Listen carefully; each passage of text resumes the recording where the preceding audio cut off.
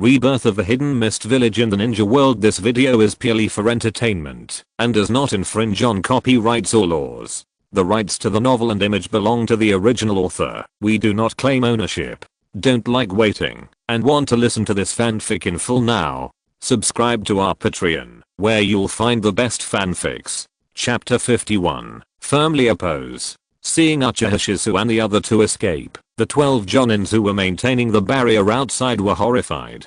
Damn it, I didn't expect them to escape like this. That was the Flying Thunder God technique left by the second generation, which belongs to the space-time ninjutsu.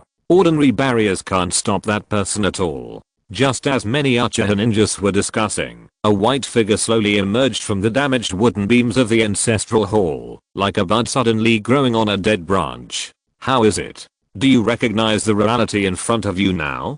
Beizetsu teased Uchiha Fugaku heartlessly. Uchiha Fugaku didn't answer, but just looked at the direction of the Hokage building from a distance. His heart was extremely solemn.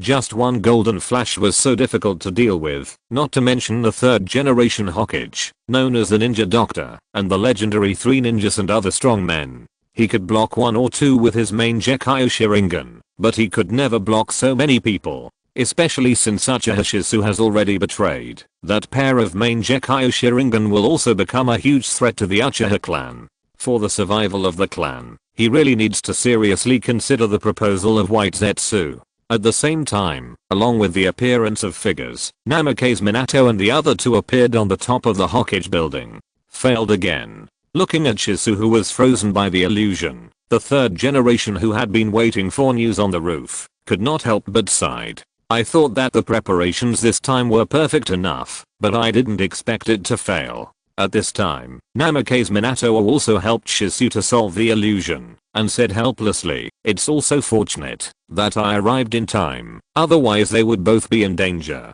Long before Shizu and the others set off, he had branded the Flying Thunder God mark on the two in advance. As long as the mark is there, he can completely lock the position of the two, and use the mark as a coordinate to provide them with reinforcement in time. The plan to peacefully control Uchiha failed. What are you going to do next, third generation? Shimura Danzo asked expressionlessly. Think of another way. Or, send someone to talk to Uchiha again.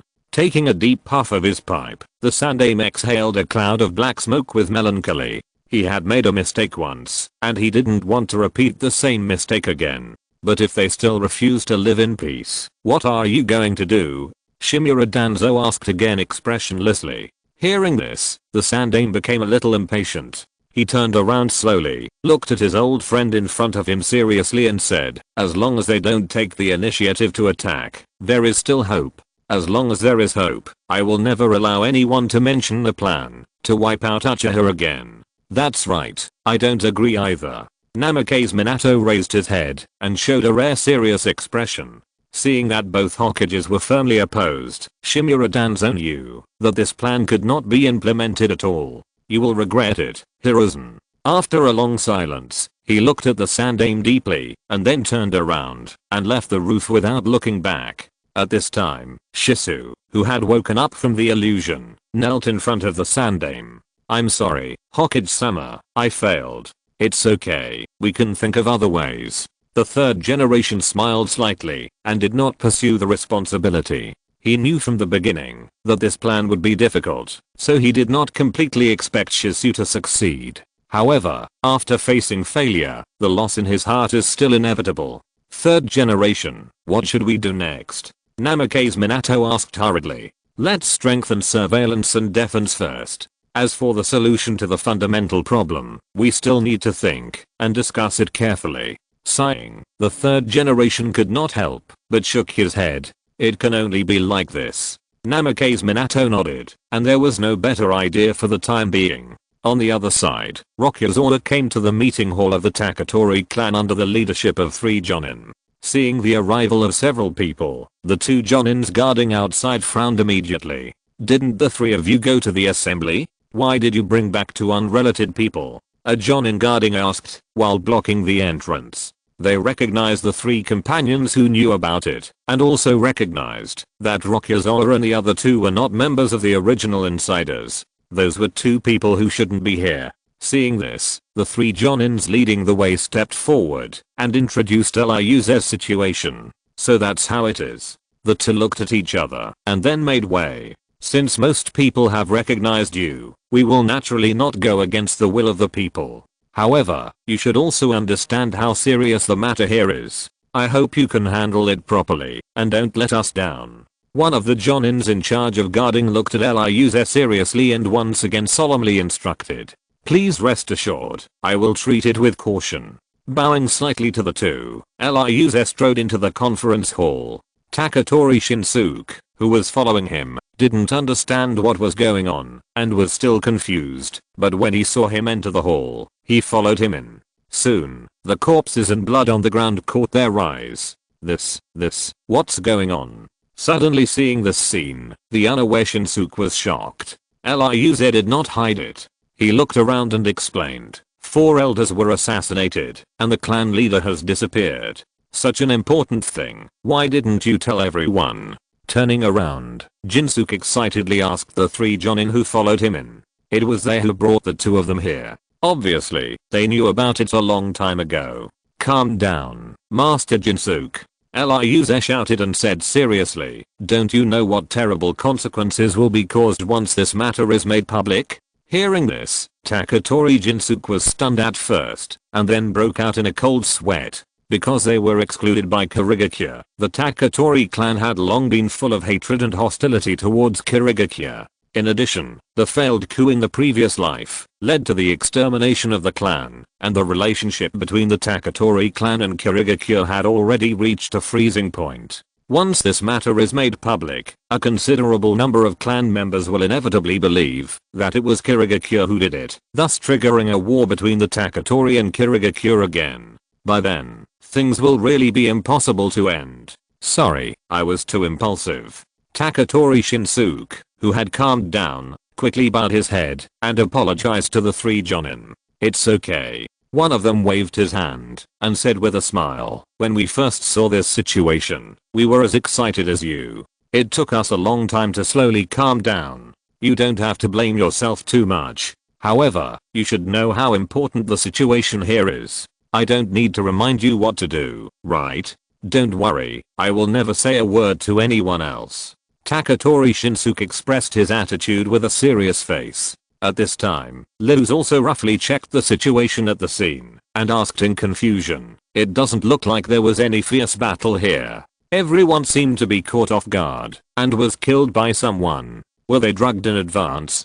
Chapter 52 Investigation and Acceptance. After a preliminary inspection, Ryuze found that everyone in the conference hall was easily killed without much resistance. Under normal circumstances, it was too incredible. Therefore, he speculated that everyone in the conference hall, including the guards brought by the elders, lost their ability to resist for some special reason, and then were easily killed. Your guess is right. A senior ninja nodded and said seriously, according to our subsequent investigation, we found that someone had released an anesthetic gas here. Because of this, everyone was killed so easily. Are there any suspected targets? Ryuze asked again. The jonin shook his head and said helplessly, at first, we thought it was most likely the top leaders of Kirigakure who did it. But after calming down and thinking about it, we found that if the top leaders of Kirigakure really wanted to attack us, they didn't need to be so sneaky. Because this will only anger us, make us fight back, and make the situation worse. It would be better to be quick and launch a thunder offensive before our main elites come back and swallow us up as soon as possible. So, we later ruled out the suspicion of the top leaders of Kirigakure. Hearing this, Taketori Shinsuke took the opportunity to say, so the murderer's purpose is to anger us and deliberately disrupt the situation in Kirigakure so as to take advantage of the chaos. And whoever can benefit from this chaos is most likely to be the murderer. Ryuze shook his head and sighed. Having said that, there are too many people or forces who can really benefit. Take the 6 major families of Kirigakure for example. Except for ourselves, the other 5 families are possible. They can take the opportunity to use us to disrupt Kirigakure, weaken Kirigakure, and then benefit from it themselves. Not only them, but also the other 4 ninja villages outside. A chaotic Kirigakure will only benefit them, and not harm them. There are too many possible enemies, and even he feels a headache. According to what you said, sir, we can only give up the investigation and give up rescuing the clan leader? A senior ninja frowned, feeling a little disappointed. He was not disappointed because of giving up the investigation, but disappointed with Liuze. Such a person is not a qualified leader. No. Liuze waved his hand, looking at the bloodstains on the ground and said, with the strength of our clan, it is not enough to investigate the other 4 ninja villages in depth. However, it is enough to investigate other forces within the Kirigakure.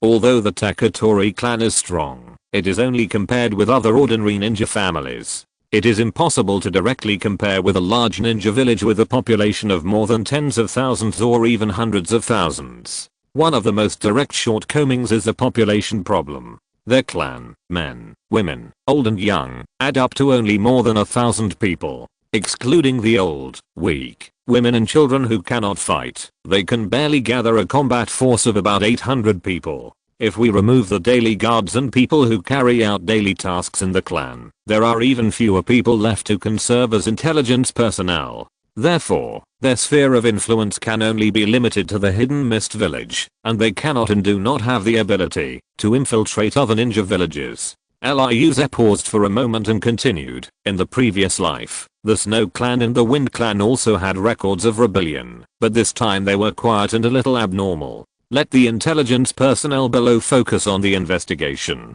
As for the other families and other forces within the hidden mist village, we must not let them go either. As for the intensity of the investigation, you can control it yourself. But how should we assign tasks to the intelligence personnel below? What happened here cannot be easily leaked. Another senior ninja frowned. The purpose of their investigation is to find and rescue the clan leader. But if the situation is not explained, the people below will not know what to investigate. But once it is explained, there will be too many mouths, and the news of the incident in the clan will not be concealed. Liuze thought for a moment and immediately replied, you can tell them that we have captured a very important person to the clan on the battlefield this time.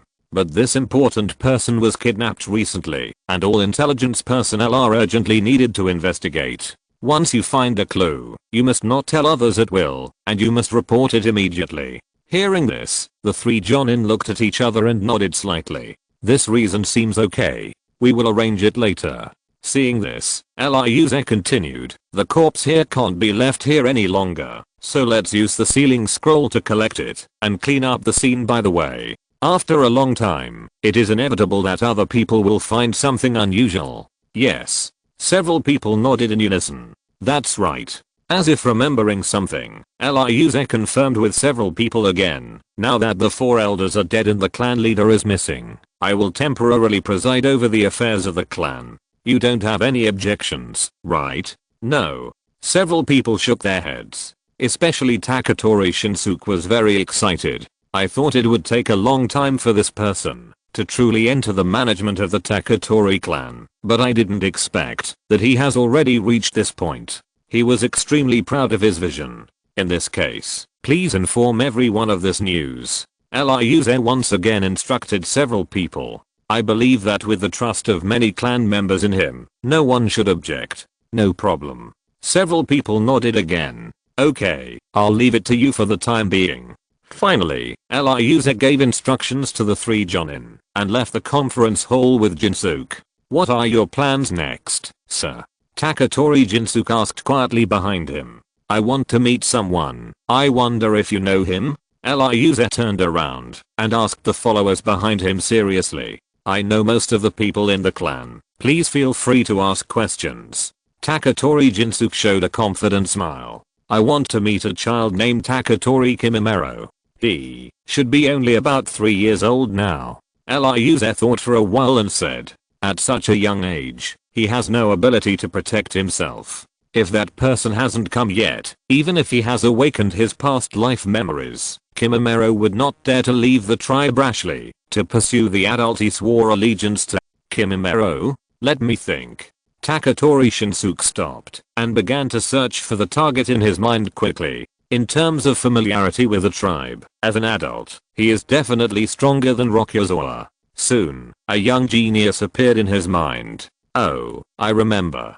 he exclaimed and said excitedly, in this year of the previous life, a super genius who awakened the corpse vein at the age of 3 appeared in the tribe. Especially since he survived the pain of awakening the corpse vein at the young age of 3, his talent far exceeds that of anyone in the history of our Taketori clan. His name is Taketori Kimimaro. Chapter 53 Meeting Kimimaro. Since you know, please help lead the way, Rokuze said with a smile. No problem, I'll take care of it.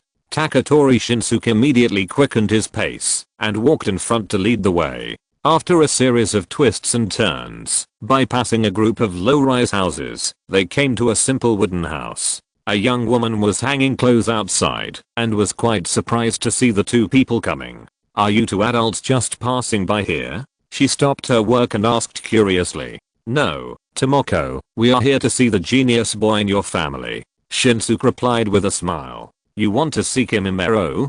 Tomoko frowned slightly and shook her head and said, since he awakened his past life memories some time ago, the child has been talking nonsense, locking himself in his room all day long, and unwilling to go out to communicate with others. Even as a mother, it is difficult for me to talk to him. As she said that, she couldn't help but sighed. Hearing this, Liuzen immediately smiled and said, it's okay. Please ask Aunt Tomoko to help introduce me. I have something to say to Kimimaro in person. Maybe it can change his current situation. Kimimaro's current silence may be due to the awakening of his past life memories. Not everyone can easily accept such an inexplicable thing. Especially when Kimimaro died in his previous life. He was only 15 years old. He was just a child and his mind was not mature enough. Well, okay. Follow me. Tomoko nodded and immediately led the two into the house and came to a closed door. Dong dong dong. She knocked on the door gently and tentatively shouted inside, Kimimaro, there are two adults in the village who want to see you. Can you open the door? However, there was no response from inside. After waiting for a while, Tomoko knocked on the door again and said, since you have no objection, I will open the door. As she spoke, she gently turned the door handle, then unlocked the door, and pushed the door in. As the door opened, a young figure curled up in the corner of the bed appeared in front of them. That's Kimimaro. If you have anything to say, just tell him.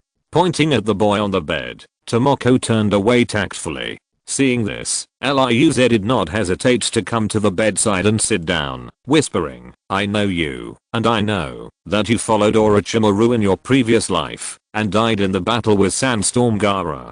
Hearing this, the little boy who had curled up in a ball suddenly raised his head and cast a surprised look at Liuze. As far as I know, since the rebellion and extermination of the clan, I'm the only one left in the Taketori clan. How do you know this? He asked curiously. Liuze smiled and explained patiently, in my previous life, after the Third Ninja World War, I was seriously injured and wandered outside, so I was not affected by the extermination of the clan. Instead, I lived incognito until after the Fourth Ninja World War. So, I still know something about you. So that's it. Kimimaro was a little disappointed. He originally thought that this fellow tribesman got the news from Lord Orochimaru, so he came to find him on purpose. So, what do you want to talk to me about? He asked again. Liuze did not hide anything and said straight to the point, I want to persuade you to stay. Don't go with Orochimaru this time.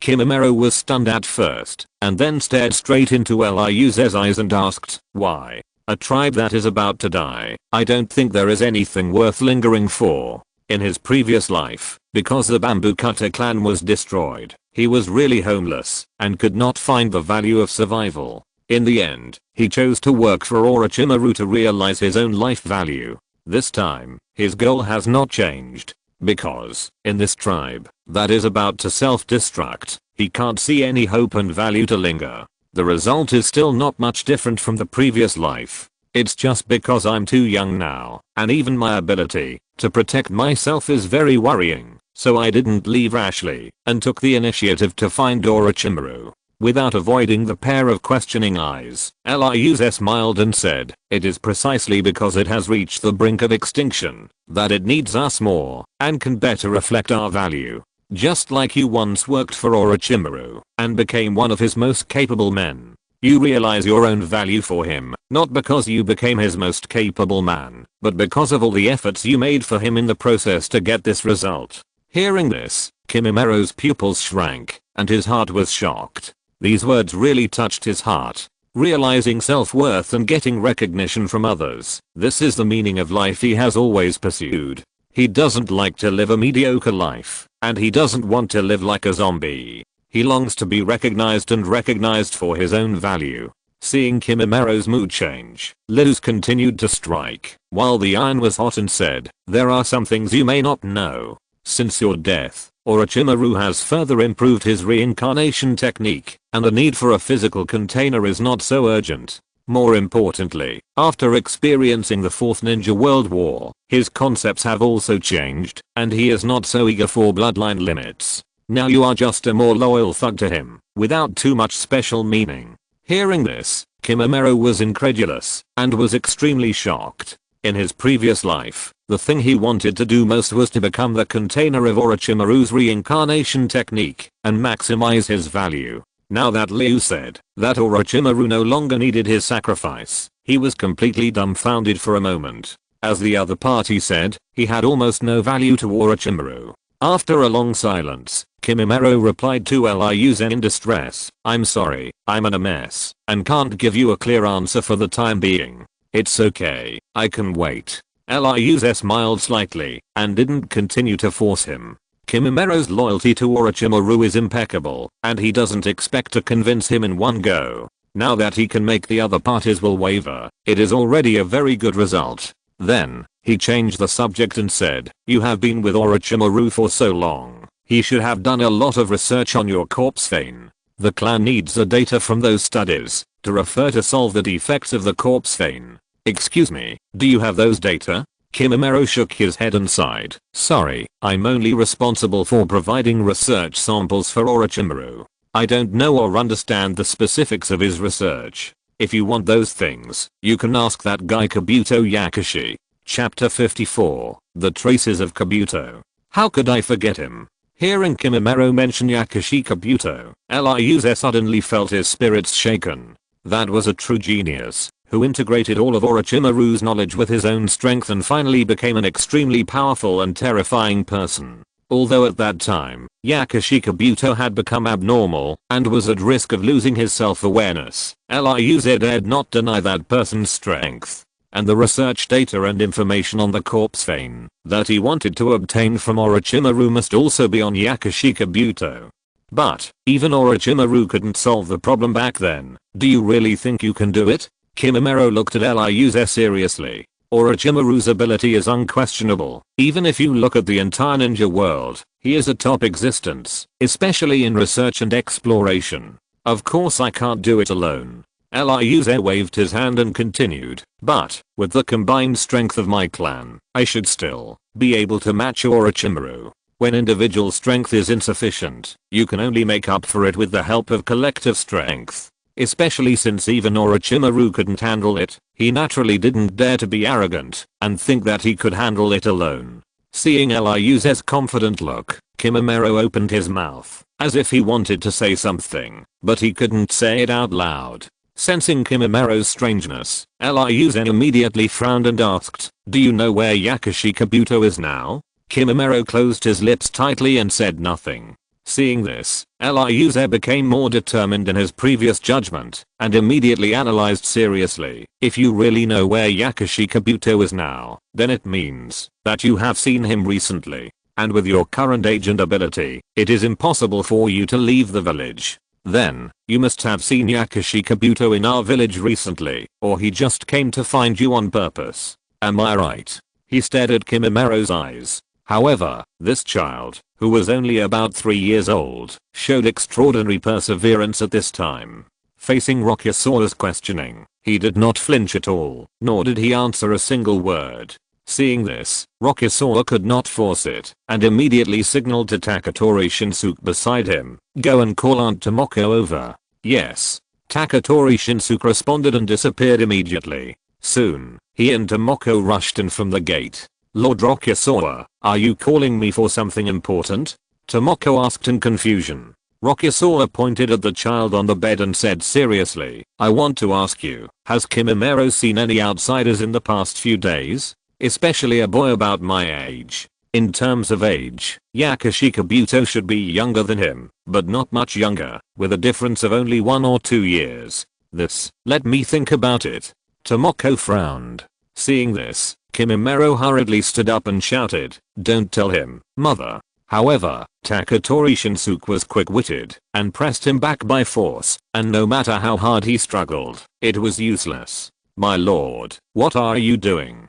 Tomoko's face suddenly changed, and she was worried. Ryuze hurriedly smiled and comforted her. Don't worry, Aunt Tomoko, we have no ill will towards Kimimaro. Then, he looked at the struggling child and said seriously, Kimimaro, I respect your loyalty to Orochimaru, but please don't forget who you are now. As long as the Taketori clan has not perished, you are one of us. You have no position or qualifications to help an outsider stop us. As he said, he stretched out a finger and stabbed the child's chest fiercely. Hearing this, Kimimaro's face turned pale, and he completely gave up struggling. As Ryuze just said, as long as the Taketori clan is still there, he has no position or qualifications to help an outsider, to be an enemy of his own clan. After realizing all this, he curled up again and said nothing. He didn't want to betray Orochimaru, but he didn't want to betray his own clan either.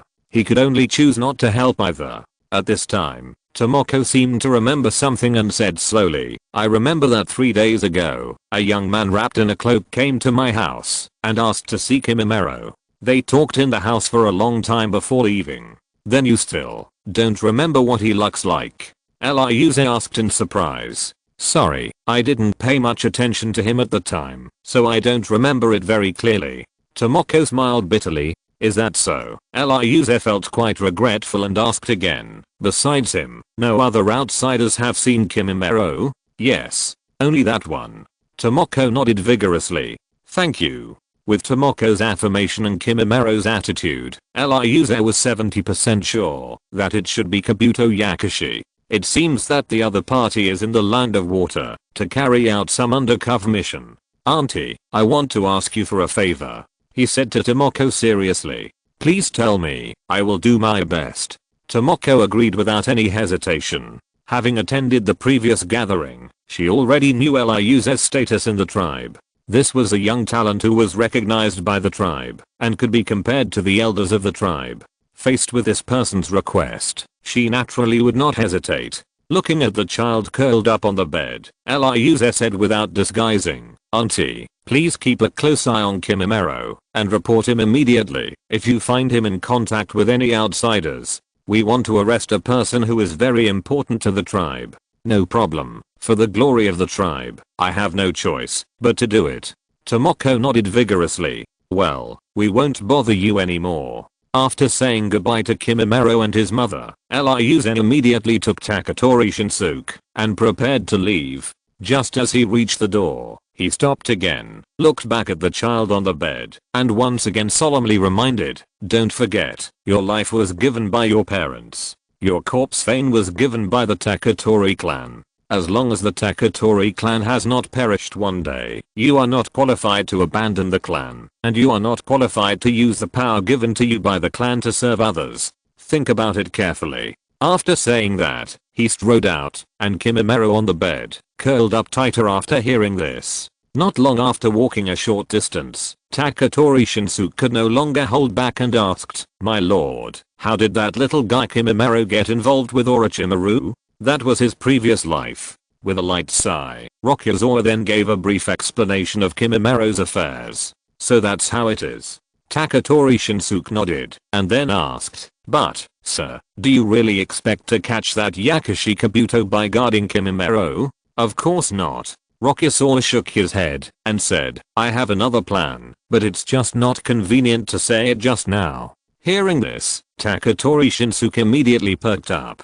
Rokuze continued, I want you to contact the intelligence personnel outside remotely immediately and ask them to secretly mobilize part of the force, starting from our village as the center, and start to investigate other nearby villages from near to far. The target is a foreign boy of 11 or 12 years old. Report it immediately once a suspicious target is found. Their village is the exclusive village of the Taketori clan, and the Taketori clan has obvious appearance characteristics, so outsiders here are particularly conspicuous. It is impossible for a cautious intelligence personnel like Yakashi Kabuto to stay in their village for a long time. Yakashi Kabuto met Kimimaro only 3 days ago, so the other party should not have gone too far. In addition, he needs to gather information from other people and communicate with people. It is very likely that the other party is lurking in a nearby village instead of hiding in the wilderness. If you're listening to this novel on a channel other than Fanfic World, it means they downloaded and uploaded it without effort. We cordially invite you to visit our channel, Mundo Fanfic Novelos. There you'll find the original version of this story and you can explore many other novels of various genres. We're waiting for you to immerse yourself in a world of incredible novels. Chapter 55. Follow-up work. Yes. Taketori Shinsuke nodded and asked, "Excuse me, sir, do you have any other instructions?" Liuze thought for a while and suddenly asked, "How is the compensation work in the tribe going?" "This, I have to ask other people."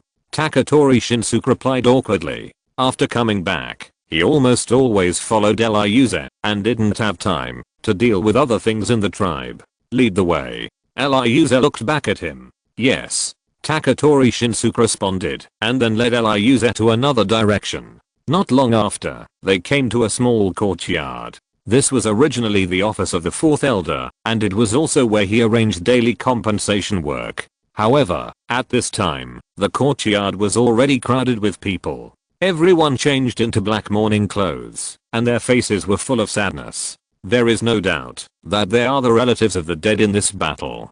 Seeing Liuze coming, the group seemed to have grabbed a life-saving straw and immediately surrounded him. "Lord Rokuze, my father, mother, brother, can't die in vain. We need the family's pension to arrange the funeral and continue living." Everyone cried out in grief and kept telling Rokuze their requests. For a moment, Rokuze was completely unable to get a word in.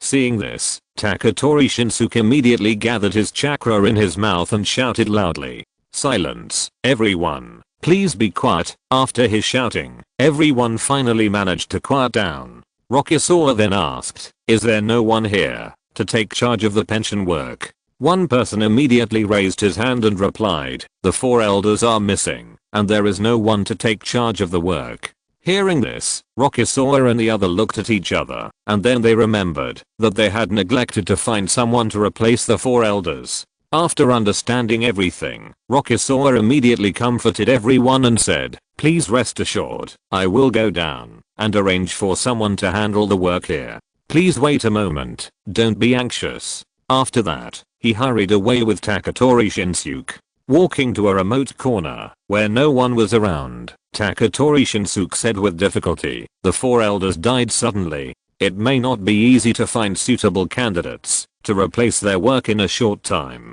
The position of elder is of great importance, and not everyone is qualified to take it." Liuze glanced at him and said, "You think things are too simple? If you directly find someone to replace the position of the four elders for no reason, wouldn't that tell everyone that the four elders are in trouble?" This Taketori Shinsuke was speechless. The position of elders is rarely replaced once, and suddenly replacing four at the same time is really easy to arouse suspicion. "Then what are you going to do, sir?" Shinsuke asked again. Liuze hugged his arms tightly, sighed helplessly, and said, "It is definitely impossible to replace people. We can only find someone familiar with the work to temporarily replace them. Just say that the four elders have an important task and cannot get away. Wait until everything is settled, and then slowly think about replacing the four elders. Then, does that person have a candidate in mind?" Shinsuke asked tentatively. Liuze glanced at him and said, "I'll wait for you here. Go and find the four assistants who usually work with the four elders. No one is more suitable to take over the work temporarily than them." "Yes." Taketori Shinsuke responded and disappeared from the spot. Not long after, he came back with four jonin. "Hello, Lord Liuze." The four looked at each other and bowed to Liuze to show respect. "Do you trust me?" Liuze nodded and asked the four people seriously. The four people hesitated for a moment, but still nodded slightly. "Trust? The recognition of so many clansmen made it difficult for them to deny the authority of this person. Well, I have a very important thing to ask you to do. Liuze smiled. Please give your orders. The four people said in unison. Liuze looked serious and said seriously, the four elders have important things and cannot get away, so I would like to ask you who are familiar with the work of the four elders to take over temporarily. Hearing this, the four people were all shocked. What important task do the four elders have that they can't even take care of their own work? One person asked anxiously. Liuze said expressionlessly, this is the top secret of our clan. No one is allowed to pry into it. Seeing this, the four people were shocked and dared not ask any more questions. Sorry, we made a mistake. The four people apologized together.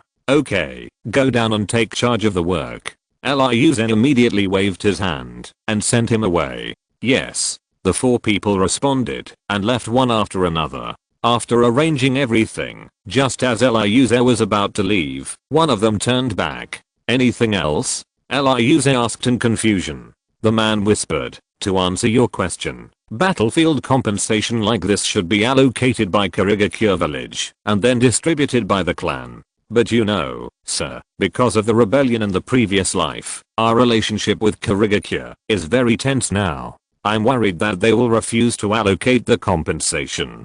And the funds in our clan alone may not be enough to pay the compensation for everyone. Excuse me, sir, what should we do? Hearing this, Liuze's face tightened.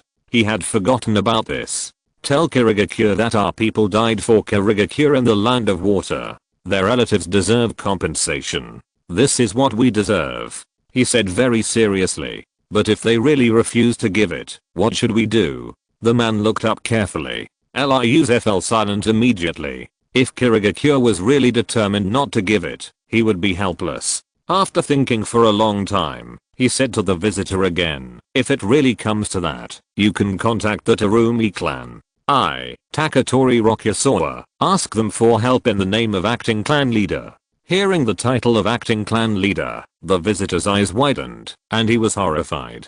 He opened his mouth and wanted to ask for more specific information, but thinking of the strange situation of the four elders, he couldn't help but close his mouth again. He felt that something must have happened in the clan, but this was not a secret he could find out. Yes, sir, he responded and then left quietly. Seeing this, Rokuze turned around and said to Taketori Shinsuke, it should be fine for the time being, sir, you should go and do your own thing. If there is any emergency, please notify me immediately. Then, okay.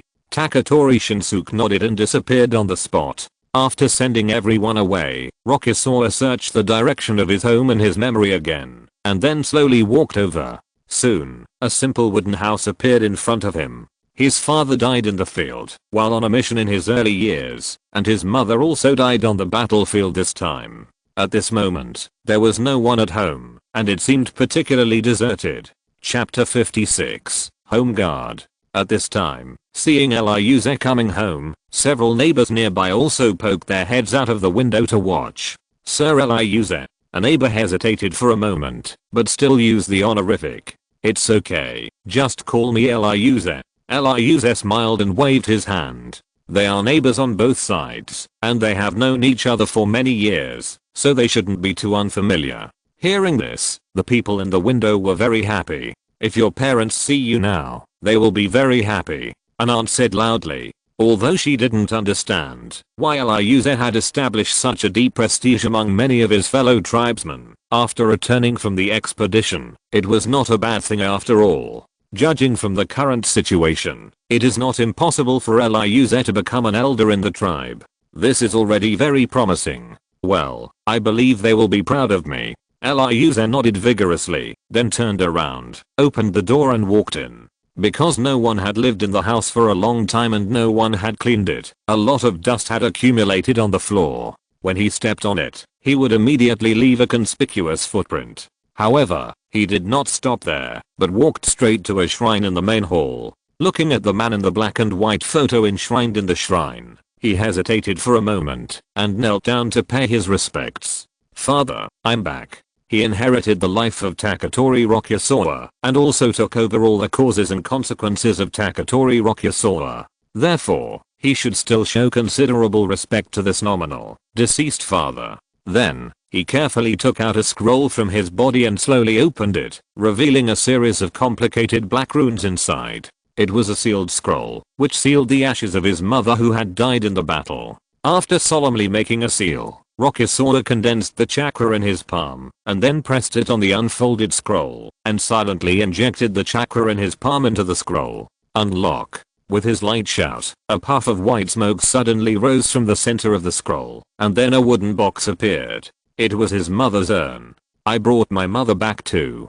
From now on, she will always be here with you. I think you two won't feel lonely anymore. After taking a look at the photos in the shrine, Ryuze carefully put the urn in. As for me, you don't have to worry. I will take good care of myself and lead the Taketori clan into a new era. He saluted again with his hands in a cross and finished his last prayer. Then, he stood up and began to clean the house. The dust in the house was too thick and it needed to be cleaned up before people could live in it. After spending nearly half an hour cleaning up, Ryuze didn't waste any more time and started his daily practice in the courtyard.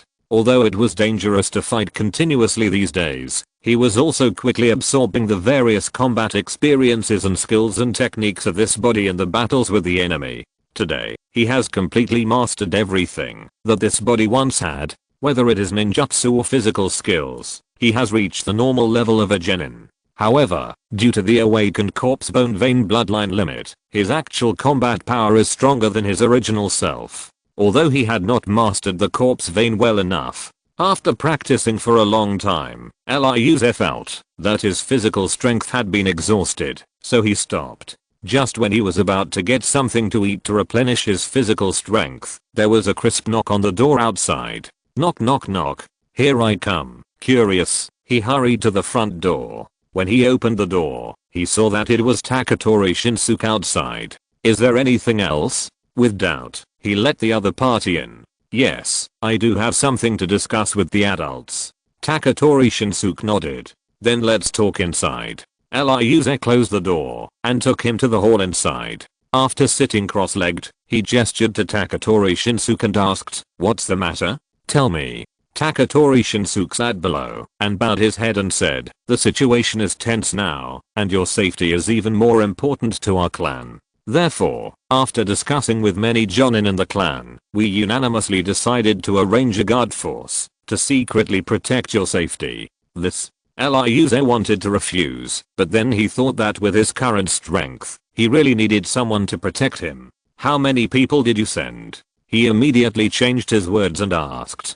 Taketori Shinsuke replied seriously, "Except me, there are a total of 6 jonins, all of whom are strong men in the clan. They will be divided into 2 teams of 3 people each, and take turns to protect you 24 hours a day." 24 hours? Then I won't have any privacy at all? Ryuze suddenly felt a headache. It's a good thing to have someone to protect you, but it feels no different from surveillance 24 hours a day. This is all for your safety. Please be patient. Taketori Shinsuke persuaded again. At this moment, the clan leader is missing, and the 4 elders are dead. If Ryuze is in trouble, the clan will be without a leader, and the result can be imagined. Well, okay. Ryuze had no choice but to accept it. By the way, how are the things I asked you to arrange going? He changed the subject and asked. Everything has been done. It's just.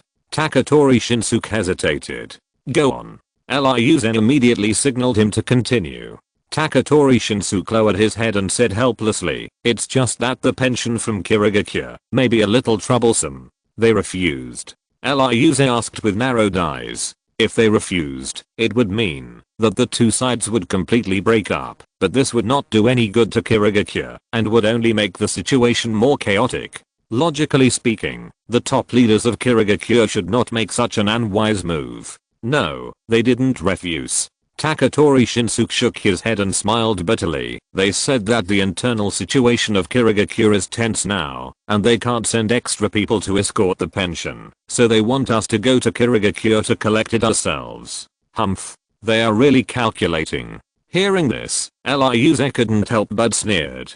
Kirigakure dare not give it, but they don't want to give it, so they deliberately pose such a difficult problem. They are sure that with the current situation, the Taketori clan dare not send people into Kirigakure to collect the pension casually. But this is the fact. Because of the rebellion in the previous life, the Taketori clan has made many enemies in Kirigakure village. In addition, the current situation is unstable. If they rashly enter Kirigakure with a generous pension, they will inevitably become the target of everyone's covetousness. If there are fewer people going, it is likely that the money will not be taken back and the people will have to stay there. But if there are too many people going, it is likely to trigger a full-scale war, making the situation out of control. The Kirigakure high-level officials want the Taketori clan to voluntarily give up this large pension. Chapter 57, The Source of Tyranny. How are you going to deal with this, sir?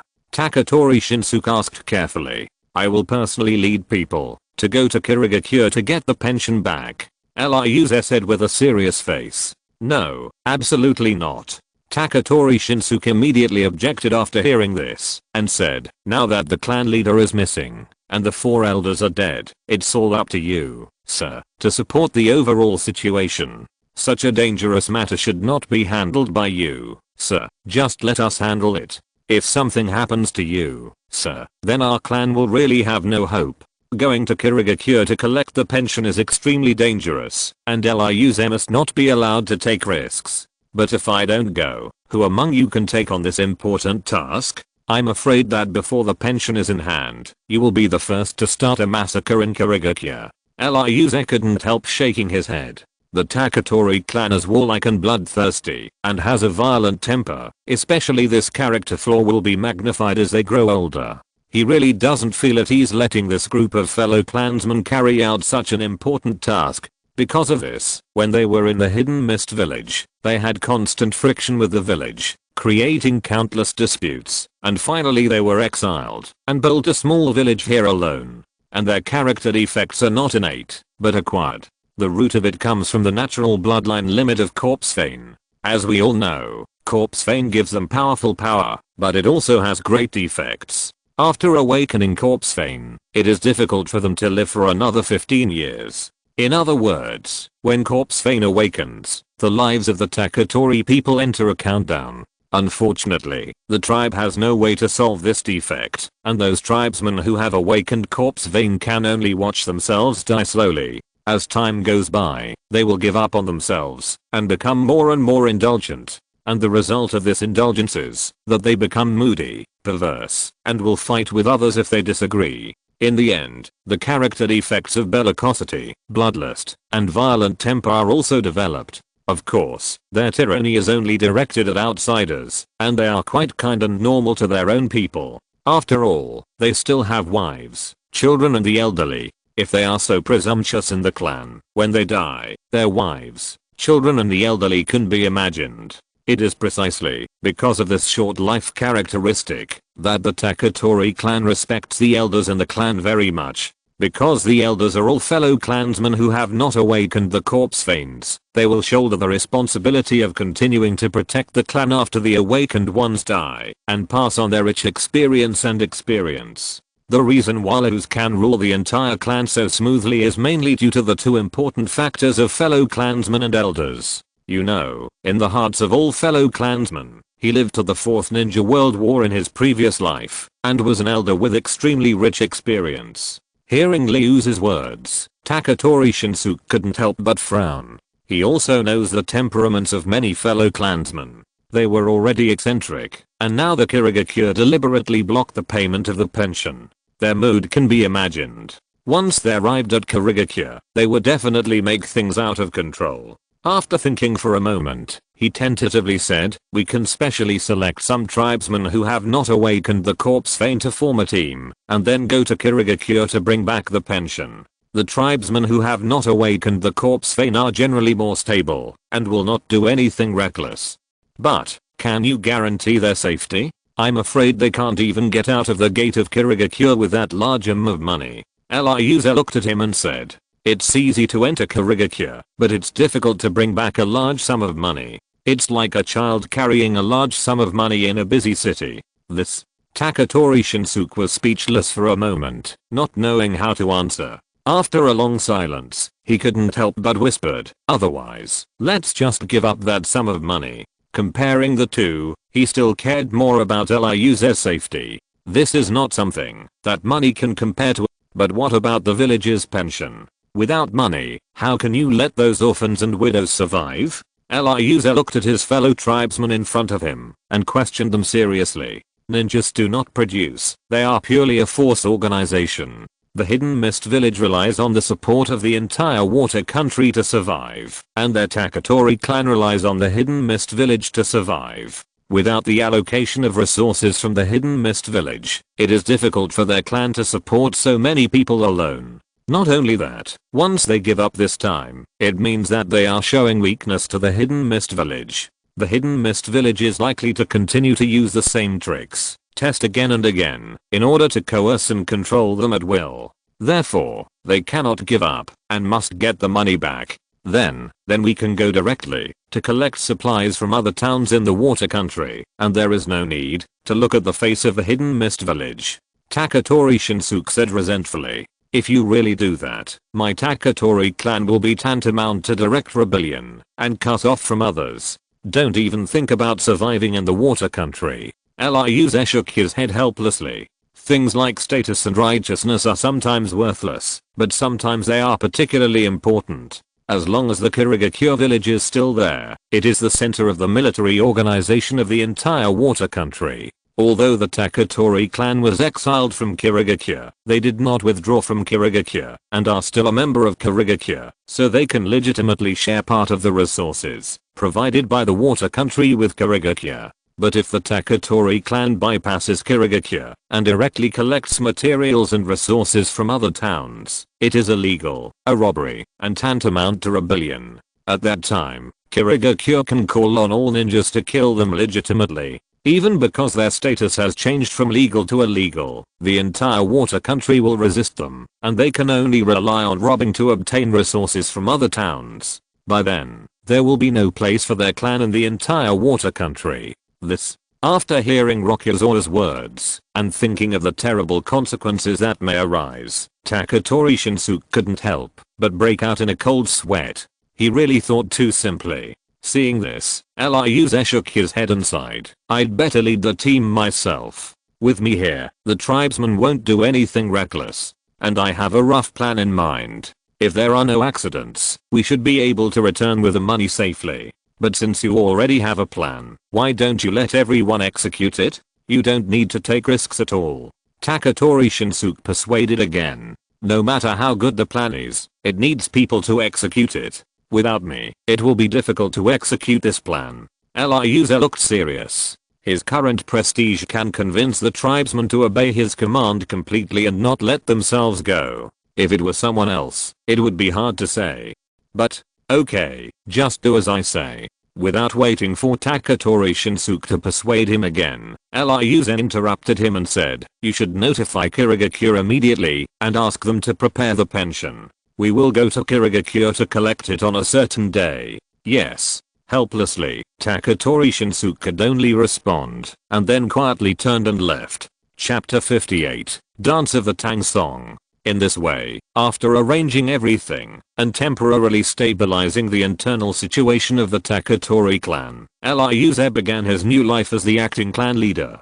But then again, with only more than 1,000 people in their small village, there are not many affairs to deal with. In addition, he also arranged 4 senior ninjas to temporarily take over the work of the 4 elders. With them sharing the pressure, there are not many government affairs that really need him to deal with. Therefore, after handling the affairs of the village every day, he spent all his time on his daily training. Perhaps because he returned to the village and his safety was guaranteed, he was also relaxed a lot, and his training progressed rapidly. He has already honed the 10-finger piercing bullet and willow dance to a considerable level. Although not as good as the Chunin and Jonin of the same clan, if compared with the Genin, his 2 moves have a considerable degree of lethality and can be directly used in battle. Congratulations, sir, for mastering these 2 moves. Among the same level, ordinary ninjas are no longer your opponents. Seeing Liu finished practicing, Taketori Shinsuke immediately applauded. That's just an ordinary civilian ninja. If it's someone with a little background, I'll still find it hard to deal with him now. Ryuze shook his head. The world of ninjas is very cruel, not only on the battlefield, but also in daily learning. Families with a background have their own heritage, which can easily improve the combat effectiveness of their own ninjas and even form a unique fighting style. For example, the Taketori clan is good at using bone spurs to attack with physical skills, and the Hyuga clan uses the Byakugan to attack with physical skills. But for ordinary people, even if they become ninjas by chance, if there is no guidance from a famous teacher or other adventures, it is difficult to learn a few ninjutsu and physical skills in their lifetime. Most people can only become cannon fodder on the battlefield. For example, he is familiar with Uzumaki Naruto. If he hadn't stolen the Book of Seals and learned the multiple shadow clone technique from it, when he became a genin, he would only master the clone technique, substitute technique, transformation technique and some basic physical techniques. This is also the current situation of most ordinary ninjas, and it is also the root cause of the gap between them and family ninjas. Ryuze was lucky to be born in a family like Taketori that has inherited bloodline limits. In this case, would you consider learning new moves? Taketori Shinsuke asked with a smile. Of course. Ryuze nodded without hesitation, and then said, this time I want to learn a move that is mainly defensive. Do you have it here? Although the corpse vein itself has a certain defensive ability, he still hopes to master a special defensive move. Although the best defense is offense, there is no harm in mastering a defensive move. It is always better to be prepared. Yes. Karamatsu dance should be able to meet your requirements. Taketori Shinsuke replied without hesitation, and then slowly walked to a piece of open space next to it. Then, he mobilized his chakra to activate his own corpse bone veins, and then bone spurs grew from his arms, legs, and back one after another, but in the blink of an eye, he turned into a human hedgehog.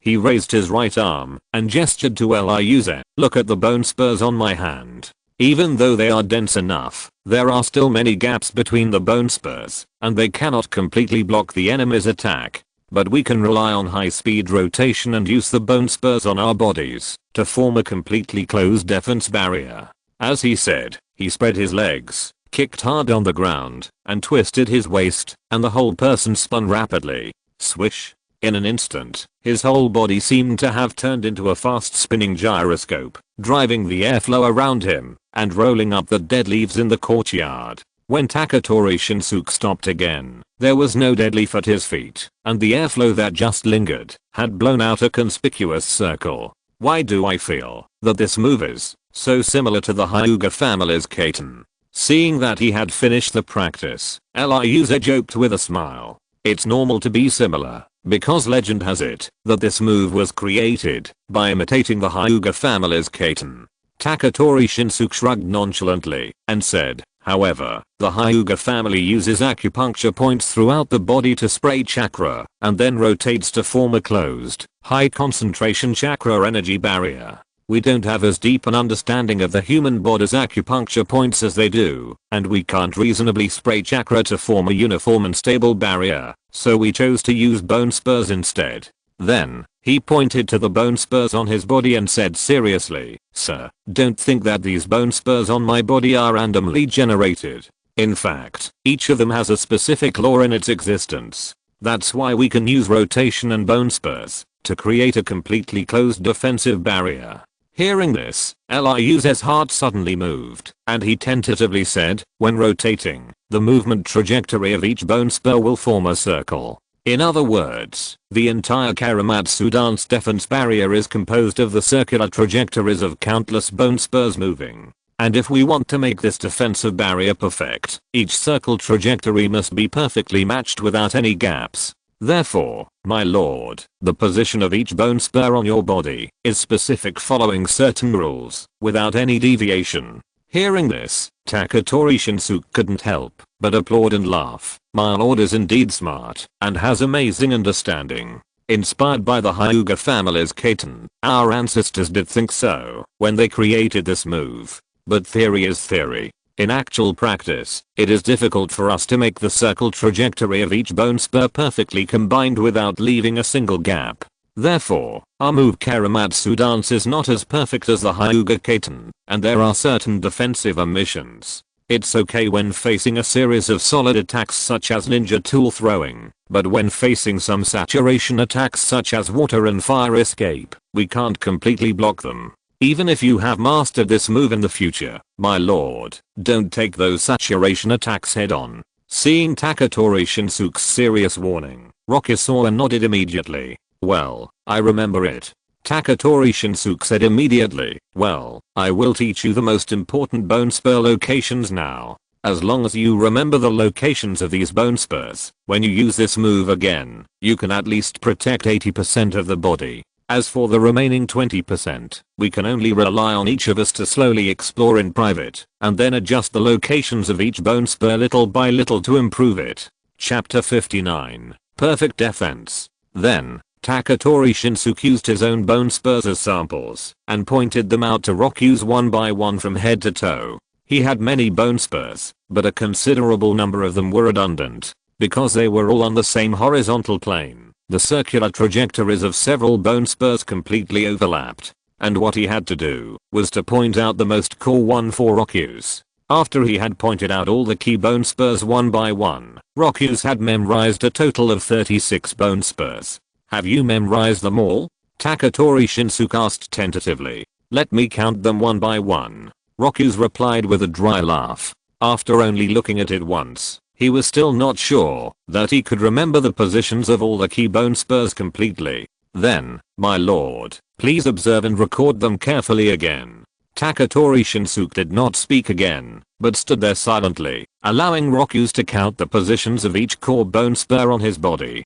Finally, after spending nearly 10 minutes, Rokuze firmly recorded the key positions of the 36 bone spurs in his heart. Then, he put his hands together, silently mobilized chakra to activate his corpse bone vein bloodline limit. Then, according to his memory, bone spurs broke out from the skin at key points all over his body. He practiced on himself and regenerated the 36 bone spurs. Very good. Perfect. Sir, you have completely mastered the key positions of these 36 bone spurs. After scanning the bone spurs on Liu's body, Taketori Shinsuke nodded with satisfaction. Then, he continued, after mastering the key positions of these bone spurs, the rest is very simple. We only need to rotate our bodies quickly, and we can use the movement trajectory of these bone spurs to form a solid and reliable defense barrier. But there is one thing that you must remember, sir. What is it? Liuze was very curious. Taketori Shinsuke said seriously, the defense of Karamatsu dance mainly relies on the high-speed rotation of the bone spur trajectory to block the attack from outside. But if the opponent's attack is much faster than our own rotation speed, then it is very likely that the bone spur has not yet rotated to the corresponding position, and it will not have time to block the opponent's attack, and then the defense will be broken. So, facing an attack that is much faster than our speed, we must never use this trick to block it. Liuze slowly spit out the conclusion. Yes, that's it. Taketori Shinsuke nodded, and then smiled and said, however, after a long period of practice, our own rotation speed is generally not too slow, so the entire ninja world rarely encounters attacks that are much faster than our own rotation speed. You don't have to worry too much, sir. Just as their theoretical Karamatsu dance is difficult to achieve perfection, they only speculated the possibility of breaking this defense from a theoretical perspective. In actual combat, this possibility has never really occurred. Well, I remember it. Liuze nodded and asked, but there is one thing I'm curious about. When using this move, why don't we make the bone spurs grow on the same straight line? In this way, when rotating, the circular trajectories of all the bone spurs must be perfectly connected without leaving any gaps. The scattered bone spurs make it difficult for people to grasp the layout and ensure that there is a bone spur on each horizontal line without missing. Taketori Shinsuke smiled bitterly and replied, I actually asked other adults this question when I first learned this move. The adult who taught me this move told me that this is to ensure uniform force. Uniform force. Liuze was very surprised. Pointing to the bone spurs on his body, Taketori Shinsuke continued, high-speed rotation allows us to use the bone spurs on our body to block external attacks. Although this allows us to remove part of the attack force, a small part of the force will still act on us. More importantly, no matter how we rotate, no matter how fast we rotate, that part of the remaining force will be transmitted to us through the bone spurs on our body. And if all the bone spurs are arranged in a tight straight line, the remaining force will be completely concentrated on the straight line, where the bone spurs are located. When that happens, we will be hit into a high-speed rotation state due to this concentrated force, and our defense will be broken. It may even seriously injure us. But if the bone spurs are dispersed, the remaining force that is blocked will be evenly dispersed throughout our body with the bone spurs, and will not be concentrated in a certain part. In this way, the attack force that we can withstand with this move will also be increased, thereby strengthening our defense.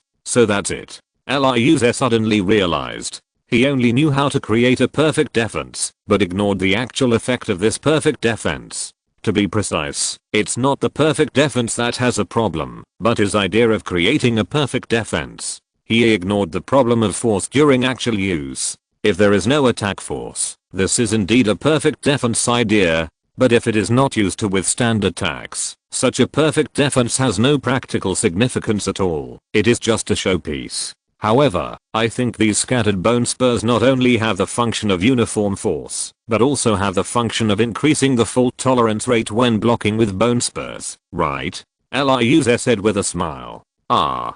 Taketori Shinsuke was stunned for a moment, not understanding what this meant. Ryuze then explained with a smile, as you just told me, sir, if we encounter an attack that far exceeds our rotation speed, the bone spurs on our bodies may not be able to block such an attack in time. But if the bone spurs on our bodies are dispersed, the time it takes for all the spurs to pass through the same straight line will be different. In this case, even if the opponent's attack far exceeds ours and avoids the block of the front bone spur, it will most likely be blocked by the adjacent other bone spurs that have turned around, and it is unlikely to go straight in and actually hit us. On the contrary, if the bone spurs are too concentrated, the opponent's attack may avoid the front bone spur while also avoiding the adjacent bone spurs, thus making our defense ineffective. Hearing this, Taketori Shinsuke pinched his chin and muttered to himself, no wonder, I have never heard of anyone breaking through our defense of this move with a faster speed. So, there is another reason behind this. It's not that a faster speed cannot break this move, but because the scattered bone spurs increase the probability of blocking, which raises the speed threshold for breaking this move by several levels. Therefore, it is not possible for ordinary people to break through their move by speed. Thank you for your advice, sir. Thinking back, Taketori Shinsuke bowed solemnly to Rokuze, and he admired the wisdom and experience of this elder. They really did not make a mistake. Okay, no more talking. Let's practice this move together. Rokuze waved his hand and immediately called on Taketori Shinsuke to practice together. Chapter 60. Tensions. Karamatsu dance is not very high. The main thing is that you need to accurately grasp the distribution of the 36 bone spurs. After Ryuze completely memorized the location of the 36 bone spurs, he quickly mastered this move. However, because he had never used this type of move before, after the high-speed rotation, his body would feel very dizzy and uncomfortable. He still needs to practice more to adapt to this move as soon as possible and reduce the dizziness. Otherwise, with such obvious side effects, he simply cannot use it in battle. At the same time, after paying a huge price, Konoha finally signed a truce agreement with Sand Village, Rock Village, and Cloud Village. Originally, the top leaders of the three parties in Sand Village saw that the situation in Konoha was tense and were unwilling to stop the war. However, the previous war had caused heavy casualties in the major ninja villages. In addition, some people still had memories of the Fourth Ninja World War. They strongly called for peace and were unwilling to continue the war. The internal opinions were not unified, so the top leaders of the three parties had to stop the war and adjust the accumulated contradictions. Compared with the problems of the three parties, Konoha's internal problems were obviously much more serious. After internal consultation and preparation, the Uchiha clan finally decided to leave this sad place, the place built by their own hands.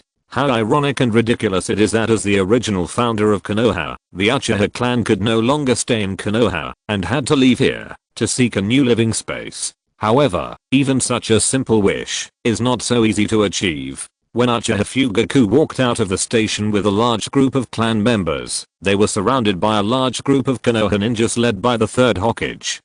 After a long puff of smoke, the third Hokage looked at the Uchiha clan leader and the clan members behind him from a distance and said, "Have you really thought about it?" If possible, he still hopes to have a good talk with the Uchiha clan and let them stay in Konoha. After all, the Uchiha clan's powerful strength is obvious to all. If they are allowed to leave, no matter where they go or which force they join, it will become a huge hidden danger. Uchiha Fugaku remained unmoved and said seriously, "In fact, we should have made this decision a long time ago, but we still had a glimmer of hope for you. But even this last glimmer of hope was completely wiped out by you. Tell me, what kind of mentality should we have to get along with you, the enemies who once ordered our extermination?" As he said this, he couldn't help but reveal a mocking smile on his face. The Uchiha clan members standing behind him all showed hatred in their eyes, wishing to eat the third Hokage outside and other Konoha ninjas alive. In that case, let's go. The third Hokage closed his eyes and waved his hands weakly. Persuasion was hopeless, and he didn't want to cause any more trouble, so he could only let the Uchiha clan leave. However, not everyone agreed with his decision. "Third Hokage, I oppose your decision." At this moment, accompanied by a familiar voice, the crowd behind dispersed, and Shimura Danzo came out with two other senior advisors. "What do you mean by this, Danzo?" The third Hokage narrowed his eyes and stared at the three people. "The other two advisors and I have unanimously decided that the best option is to annihilate the Uchiha clan right here." Shimura Danzo strode forward, completely ignoring the murderous look of the third Hokage. "Do you know what you are talking about?" Taking off the pipe from his mouth, the third Hokage was full of indignation and said seriously, "The village has just finished the war on the front line and suffered heavy losses. If we fight the Uchiha again now, Konoha will definitely be seriously injured." He had no doubt that Konoha could win, but the strength of the Uchiha was obvious to all. Even if Konoha won, it would definitely not be easy. However, Danzo remained indifferent. Instead, he stretched out a hand, pointed at the Uchiha clan opposite, and said to his old friend in a serious tone, "Look at their eyes, and you will understand how deep their hatred for us is. Even if we let them go today, they will not be grateful to us. One day they will come back for revenge. And by that time, after sufficient preparation, the price we have to pay to kill them will be 10 times, 100 times, or 1,000 times more than it is now. It is even possible that we will be completely defeated and Konoha will be completely destroyed by the Uchiha clan." "That's right, third Hokage. By that time, everything will be too late." Senior advisor Mitokado and followed up.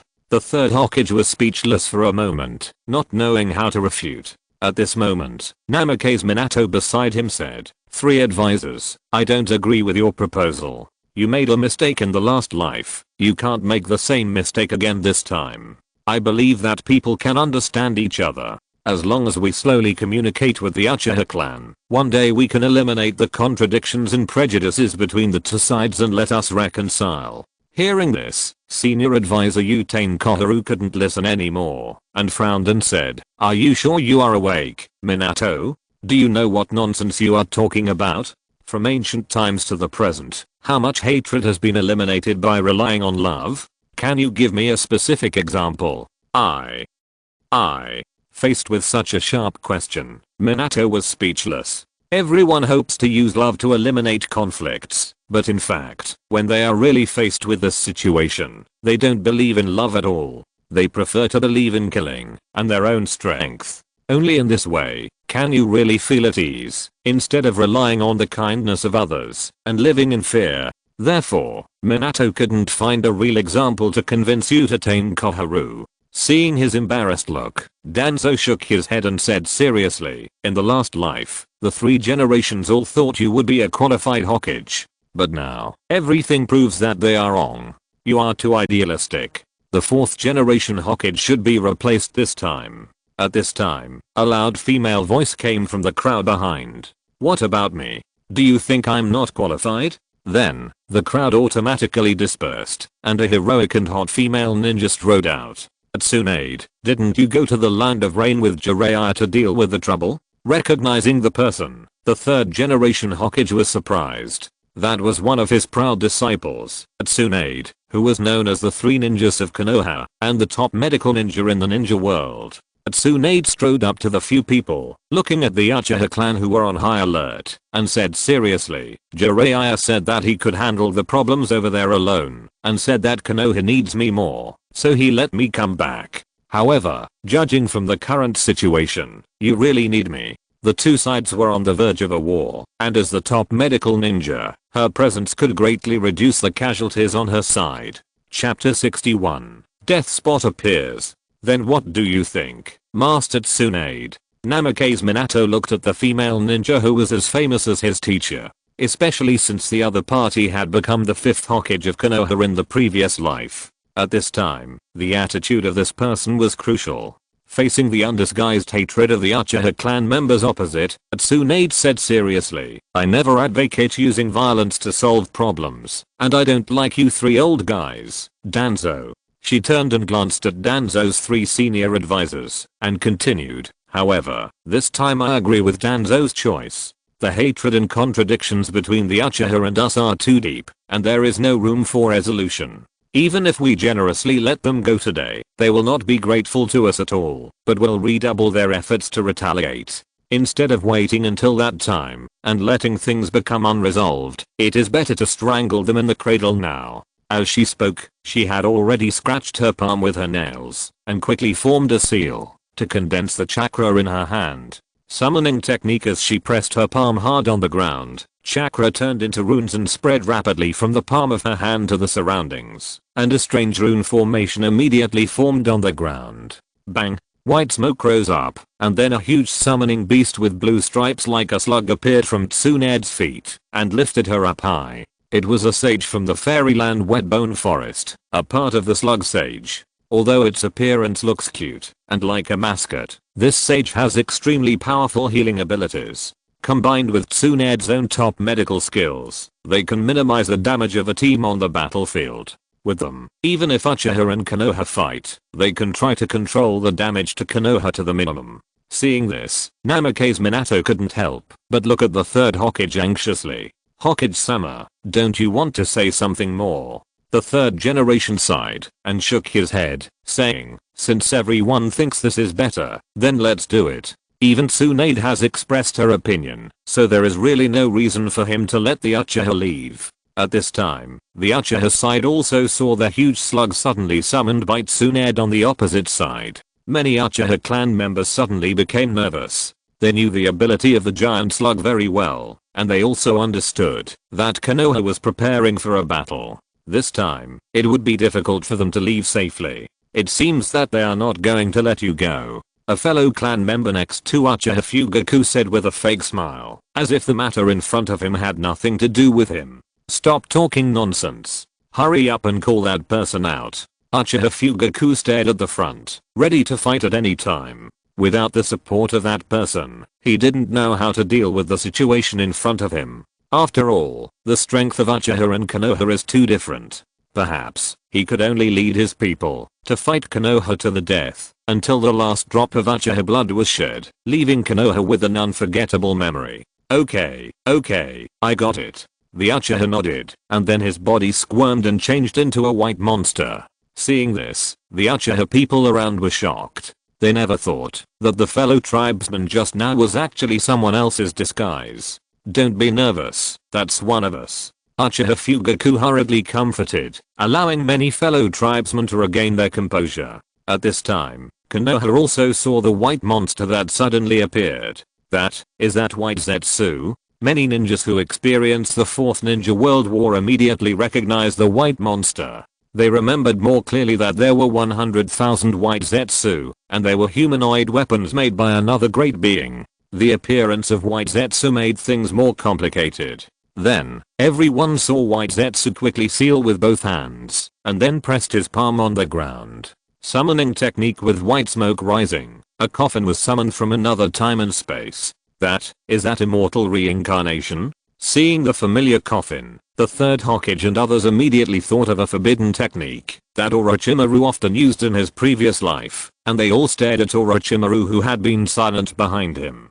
"Don't look at me like that. This matter has nothing to do with me." Orochimaru shrugged very simply. He was very interested in Uchiha's Sharingan, but that was in his previous life, and it was a long time ago. But this time, he did not participate in it, let alone help Uchiha. "I hope what you said is true." The third Hokage glared at his most worrying disciple, and then looked solemnly at the coffin that appeared in front of the Uchiha formation. Then, a strange wave suddenly came out of the coffin, and then a strong and terrifying chakra aura suddenly bloomed. Boom. The coffin was shattered by the sudden burst of chakra, and then there was a strong impact that raised clouds of dust and scattered in all directions. The Uchiha party, which was closer, could not stand at all, and many people in front were directly blown away. Uchiha Fugaku also hurriedly activated the power of Susanoo to block the impact and barely stand firm. What is that? At this moment, both the Uchiha party and the Konoha party felt a little fear because of the appearance of that powerful force. Then, the dust dispersed, and a man wearing red armor from the old era appeared in front of them. Looking at the familiar figure and face, everyone recognized his identity. Uchiha Madara. Everyone was shocked. But compared to the surprise of the Uchiha party, the Konoha party was more terrified. Because they had fought against him in the 4th Ninja World War, they knew very well how powerful this person was. This is definitely a terrifying ninja that can make the entire ninja world tremble. As if he didn't take everyone present seriously at all, Uchiha Madara looked around curiously. Is this Konoha now? It is indeed much better than the era when Ashirama and I lived. However, the living standard has improved, but the strength of the ninja has declined a lot. He commented to himself. Because he had fought against the allied ninja forces in the 4th Ninja World War in his previous life, he was very clear about the level of these ninjas now. Then, he turned around and looked at the many fellow tribesmen behind him and said calmly, "Who is in charge of the Uchiha now?" "It's me, Lord Madara."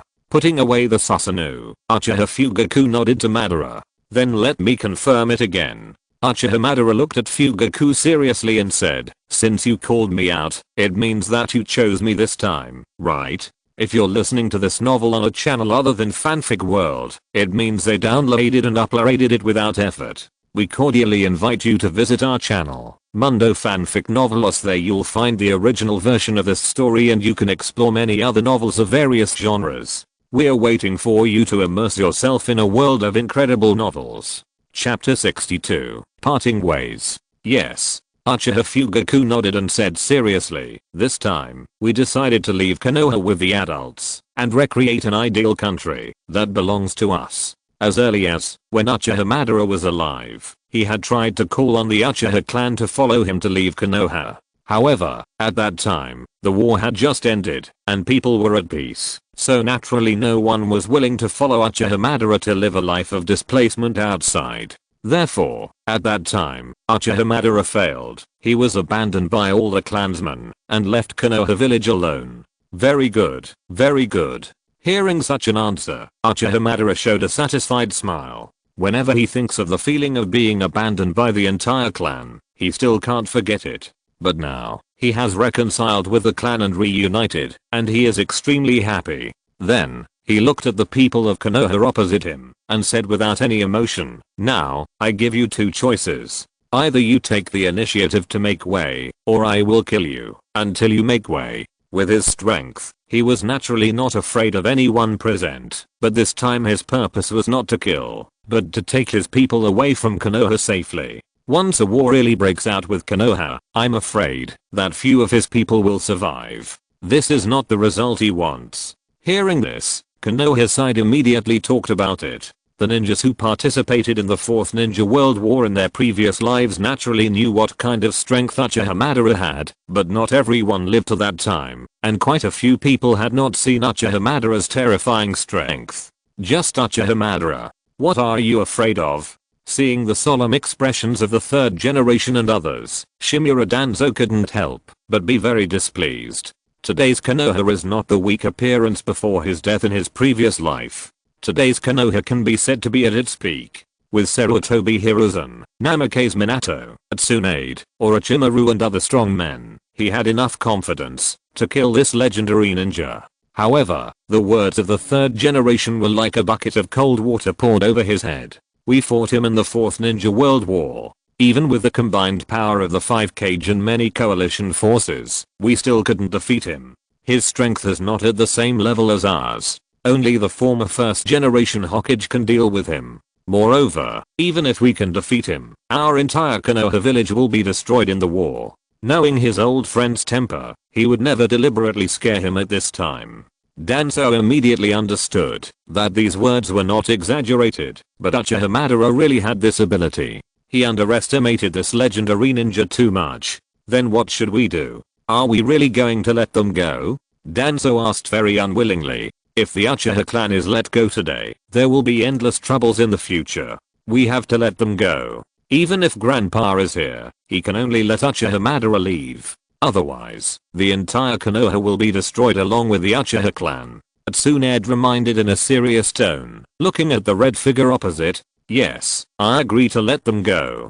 Namikaze Minato followed suit. Originally, he did not agree to annihilate the Uchiha clan, and now that Uchiha Madara has appeared, he will not agree to take action. While many Konoha high-level officials were discussing, Uchiha Madara over there became a little impatient. I say, have you discussed it? My patience is very limited. He clasped his arms and stood at the front of the Uchiha clan, like an invincible god of war standing proudly, not taking the people of Konoha seriously at all. At this moment, he couldn't help but think of the past. A long time ago, when Konoha was not yet established, he also led his clansmen to fight everywhere. But he didn't expect that today, countless years later, the enemy he faced was Konoha. This village that embodied his and Hashirama's beautiful ideals. However, on the other hand, Konoha has deviated from his ideal and is no longer the beautiful image he imagined. Even if it is destroyed at this moment, he will not feel any pain. Hearing Madara's question, many ninjas on the Konoha side looked at the 3rd Hokage, hoping that their Hokage would make a decision as soon as possible. Make way, let them go. The 3rd Hokage waved his hand, feeling extremely heavy. With Uchiha Madara here, he did not have any extra choices. Yes, the Konoha ninjas responded, and then made way together. Let's go. Uchiha Madara waved his hand at the sight, and then calmly led everyone to walk towards the road that Konoha had made way for. Everyone in Konoha was silent, not daring to express any opinions, and could only watch the Uchiha people walk out of Konoha step by step under the leadership of Madara, and then disappear at the entrance of the village. Soon, the news that Konoha and Uchiha had parted ways spread throughout the ninja world. Even the Taketori clan, which was not very well informed, received such news. Sir, is that Uchiha Madara really that powerful? Taketori Shinsuke curiously asked Rokuze, the elder who had experienced the 4th Ninja World War. He really couldn't believe that there was such a terrifying strong man in the world, who could suppress the entire Konoha village with his own strength, and make Konoha dare not make any moves. He is more powerful than you think. Rokuze shook his head and said solemnly, the strength of that man is no longer something that can be resisted by numbers. I remember very clearly that in that war, he once performed a terrible ninjutsu and summoned meteorites from the sky. The power of this attack alone flattened the entire battlefield and destroyed an entire ninja army of more than 10,000 people. What? Hearing this, Taketori Shinsuke couldn't help but breathe heavily, and even his heart almost stopped beating. Even the corpse bone vein that their Taketori clan was proud of had no chance of resisting such a terrible attack. Such strength is too terrifying and has completely exceeded the scope of human beings. It is not an exaggeration to call him a god. Why, you are scared just by hearing the name. Eliuze joked with a smile. Such a terrifying strong man, you have to be afraid. Taketori Shinsuke smiled bitterly. It's okay. Eliuze smiled and patted his fellow tribesman on the shoulder and comforted him, although I don't know what the guy plans to do when he shows up again. But based on the current situation, he should not be as dangerous as in his previous life and will not affect us in Kirigakure. Don't worry too much about his existence. The ones who should really have a headache should be those guys in Konoha. The hatred between Konoha and Uchiha is known to the world. This time, letting the tiger go back to the mountain will inevitably pose a huge hidden danger. The 4 major ninja villages and other small ninja villages are all waiting to watch the fun. Chapter 63 Departure Arrangements. By the way, Kirigakure has sent a message saying that the compensation has been prepared. When will you go to collect it? Taketori asked in a low voice. Tomorrow. We can't let the clan wait too long, otherwise there will be problems. Liuza replied without hesitation. Because the clan's financial reserves are not enough to compensate everyone, the senior ninja who works on behalf of the 4th elder has been helping to delay. However, the delay was too long, and the families of the deceased couldn't help but have some small emotions. He must solve this problem as soon as possible and appease them. They can't let their relatives and friends die, and even the most basic loving security cannot be maintained. Then wait a minute, I will go down to arrange the staff. Taketori Shinsuke nodded and asked again. However, how many people are you going to take to Kirigakure? Just you and their 6 guards. Liuza said, glancing outside. Although these 6 guards have been arranged by his side for several days, he has not been able to detect their existence due to the difference in strength.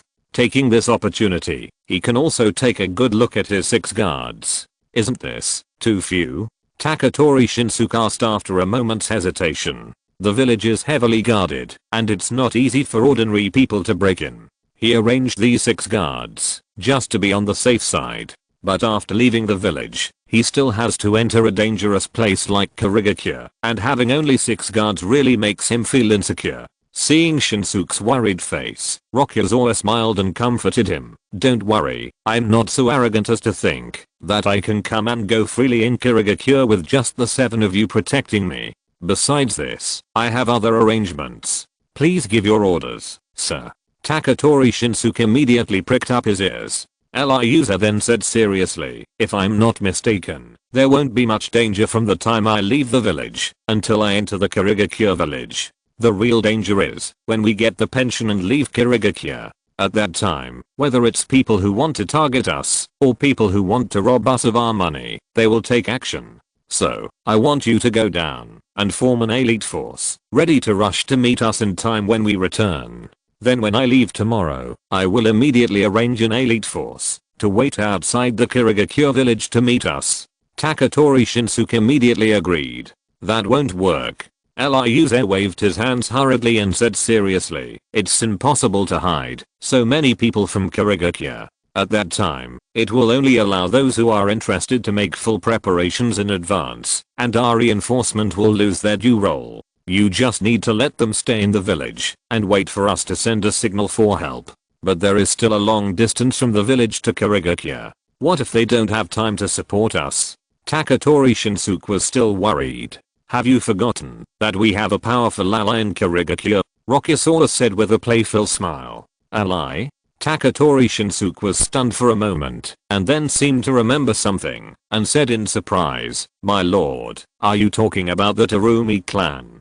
Yes, that's them. Rokuze nodded, and then said, according to the intelligence analysis from Kirigakure these days, Kirigakure has been divided into several forces. The strongest among them should be the conservatives headed by the 3rd generation, followed by the reformists headed by Terumi. However, the 2 sides have not completely torn their faces apart at the moment, and Terumi's power should be enough to protect us in Kirigakure. With the support of the clan, we should be able to return safely. Well, this arrangement is indeed very safe. Taketori Shinsuke nodded. He was originally very worried about this operation, but after hearing such an arrangement, he finally breathed a sigh of relief. By the way, have you found any clues in the investigation of the whereabouts of the clan leader? Rokuze asked, changing the subject. Not yet. When this matter was mentioned, Taketori Shinsuke's face was not very good, and he said, however, based on the current investigation, we can temporarily exclude the suspicion of the Kirigakure high-level officials in the Terumi clan.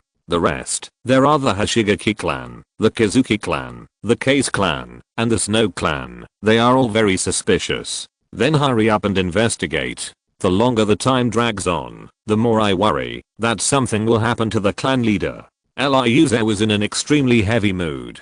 Hearing this, Taketori Shinsuke gritted his teeth and asked, if the clan leader also encounters an accident, what are your plans, sir? Although he didn't want to think so, there is always a possibility, and he must make full preparations as soon as possible. Then we can only find another wise man and elect another clan leader. Liuze said with a long sigh. In fact, he also wanted to officially take over the power of the clan leader, but he had no choice but to have the bloodline limit defect of the corpse vein, so he was destined to not be able to officially take over the position of clan leader. Now he can get the title of acting clan leader, which is the result of emergency. When everything is settled, the power in his hands will have to be returned to the clan. It can only be done this way. Taketori Shinsuke sighed, feeling quite heavy-hearted. What about Yakushi Kabuto? Is there any clue about that guy's whereabouts? Rokuze changed the question and continued to ask. Taketori Shinsuke shook his head and said helplessly, there are no clues over there. However, according to the intelligence personnel investigating outside, there are indeed mysterious people active in nearby towns, and they feel like spies from other ninja villages. Tell them that Yakushi Kabuto is very important to our clan, and they must patrol carefully. Once you find his whereabouts, don't act rashly, and report to us immediately. Rokuze instructed word by word. Isn't he just a little spy of 11 or 12 years old? Is it necessary for adults to be so cautious? Looking at his serious look, Taketori Shinsuke was a little puzzled. Don't underestimate him. Liuze shook his index finger and said seriously, that guy also participated in the 4th Ninja World War in the previous life, and was one of the initiators of that war. In terms of strength, he had reached the top of the ninja world at that time, and was definitely not something that ordinary people could compete with. Now, due to his age, he has not reached the peak state he was at the time, but with his rich combat experience and memory in his previous life, his current strength should be enough to rival that of a Jonin. It's actually not easy to catch him. Yes, I remember. I'll pass the message down later. Taketori Shinsuke nodded. Okay, if there's nothing else, go back. Have a good rest tonight, and we'll set off for Kirigakure tomorrow. Liuze stood up and sent him away. Then I won't disturb you to rest. I'll also replace the guards outside with another batch to replace the guard time tonight. Taketori Shinsuke stood up and said goodbye, then turned around and left quietly. Chapter 64. Arrival at Kirigakure. The night passed quickly, and after quickly preparing, Liuze came to the central square of the village. Not long after, Taketori Shinsuke arrived. I originally wanted to go directly to your house to meet up, but I didn't expect you to come out so early, he said with a wry smile. The sooner we go, the sooner we return, and everyone will feel more at ease. Liuze smiled calmly. Although he had already made a plan, he couldn't help but feel a little nervous. After all, this was a dangerous journey. Yeah, it's better to go early and return early. Taketori Shinsuke also echoed. Soon, 6 more Jonins from the same clan came here one after another to join. This was the first time Liuze saw the true appearance of his group of guards. Among them, there were 4 men and 2 women, most of whom were around 30 years old, in their prime, and exuded a strong chakra aura. Obviously, they were all experienced warriors, the top group in the clan. No wonder Taketori Shinsuke arranged them to be his guards. Before we set off, I want to ask, are there any sensory ninjas among you? Liuze asked tentatively. I'm so sorry, sir. There are no sensory ninjas among us. Several people lowered their heads together, looking a little uneasy. Seeing them like this, Liuze hurriedly comforted them. Don't be nervous, I'm just asking casually. After all, with a sensory ninja scouting the way, we will be much easier. The last time they supported Meditarumi, they suffered a loss on the battlefield, so he always remembered it in his heart. If there were ninjas with keen perception following them, this trip would undoubtedly be much safer. Yes, if there were sensory ninjas, we would be much easier. Taketori Shinsuke also sighed with emotion and said, unfortunately, sensory ninjas are rare. Due to the genetic influence of the corpse vein, most of our clan are physical ninjas, and even ninjutsu ninjas are rare, so it is even more difficult for sensory ninjas to be born. If there is a chance in the future, it is better to find a few sensory ninjas to enrich the clan's vigilance. Liuze said with a sigh. That's not easy.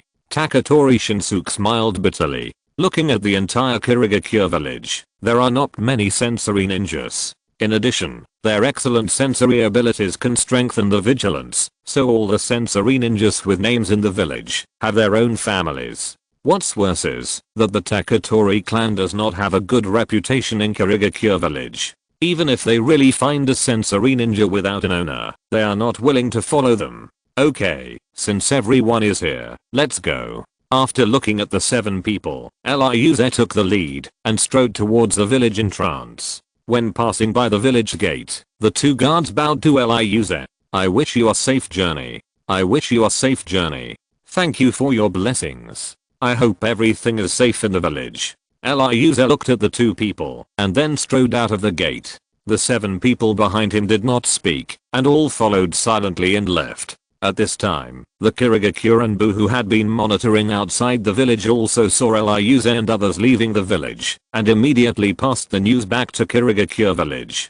After walking for a long time until the group was completely away from the village of the Taketori clan and still did not see the Kirigakurenbu hiding in the dark launching an attack, Ryuze could not help but secretly breathe a sigh of relief. It seems that the Kirigakure top management should not have made a complete choice, or they simply cannot take care of us, so they just arranged some Anbu to monitor us outside.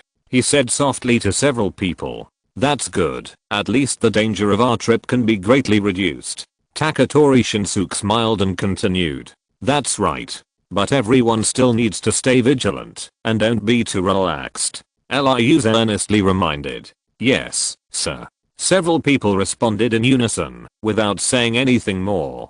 Perhaps because the Taketori clan has a bad reputation and is difficult to get along with, Ryuze did not see any pedestrians until he walked to the fork in the road between Kirigakure and Taketori. After walking to the fork in the road, Ryuze saw some scattered merchants and ordinary people. But they all walked into another fork leading to Kirigakure, and they were too lazy to even look at the road leading to Taketori. Our village is too isolated. We must return to Kirigakure. Otherwise, we will lose communication with the outside world and become increasingly decadent. Looking at everything in front of him, Ryuze became more and more determined to lead his people back to Kirigakure. Communication can promote growth, while isolation can only make people stagnate. The most direct problem is the difficulty of daily life. Without the flow of people, their village naturally lacks living supplies. It depends entirely on the tribe to take the initiative to exchange outside, which is not enough at all. Life has always been tight. Yes, we must go back, otherwise we will be forgotten sooner or later, and then quietly extinct in the wilderness. Taketori Shinsuke also sighed. It is precisely because of the discovery of the decline of the tribe that the clan leaders of all generations have tried their best to take the tribe back to Kirigakure. Unfortunately, it is easy to come out, but it is difficult to go back.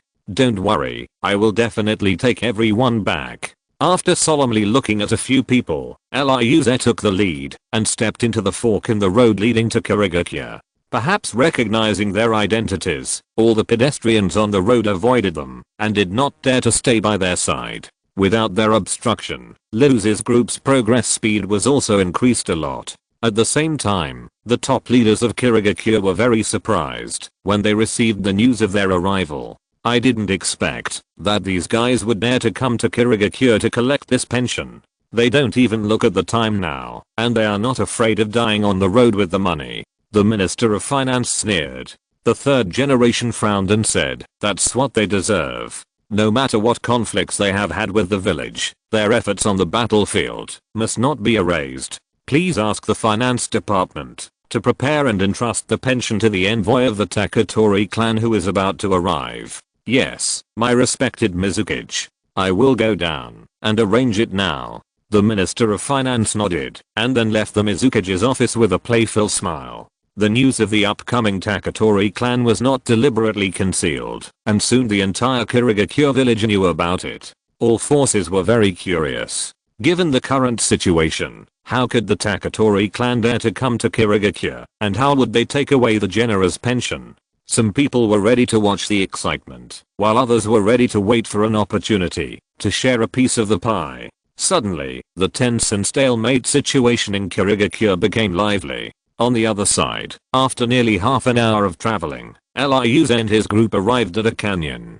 The fog ahead was thick, severely limiting everyone's vision, but Elias could still vaguely see that in the dense fog, there were countless tall buildings standing. Kirigakure village had arrived. Chapter 65. Visiting Terumi. The Hidden Mist Village is a large ninja village shrouded in thick fog all year round. Inspired by this, the ancestors of the Hidden Mist Village developed the Hidden Mist technique to block chakra perception, which became the signature assassination skill of the Hidden Mist Village. Who is it? Sensing the undisguised chakra fluctuations of Elias and his party, the guards at the gate of the Hidden Mist Village immediately stood up. They would not question ordinary people too much, but they must be carefully checked for the existence of people who master the power of chakra to prevent spies from hostile forces from sneaking in. Although this kind of check cannot completely eliminate the existence of spies, it is not completely useless. Unfortunately, as the distance got closer, they slowly saw the faces with special red marks between their eyebrows behind the thick fog. The Taketori clan. The two guards were shocked and hurriedly stepped back 2 steps to keep a safe distance again. It is said that the Taketori clan has a bad temper and they don't want to provoke them rashly. However, they have the duty of guarding, and they can't just let Elias and his party in. Please prove your identity. The guard on the right swallowed his saliva and asked with a brave face. Elias stopped and did not answer, while Taketori Shinsuke understood and stepped forward. Is this enough? He spread out his right hand and silently urged his own corpse bone vein. Immediately, a bone spur broke through the skin and grew out. It grew longer and longer, and soon exceeded 2 meters. Enough, enough. The two guards waved their hands repeatedly. Appearance can be imitated by transformation technique, but blood limit cannot be imitated. The rapidly growing bone spur is undoubtedly the famous corpse bone vein blood limit of the Taketori clan. Everyone, please come in, please come in.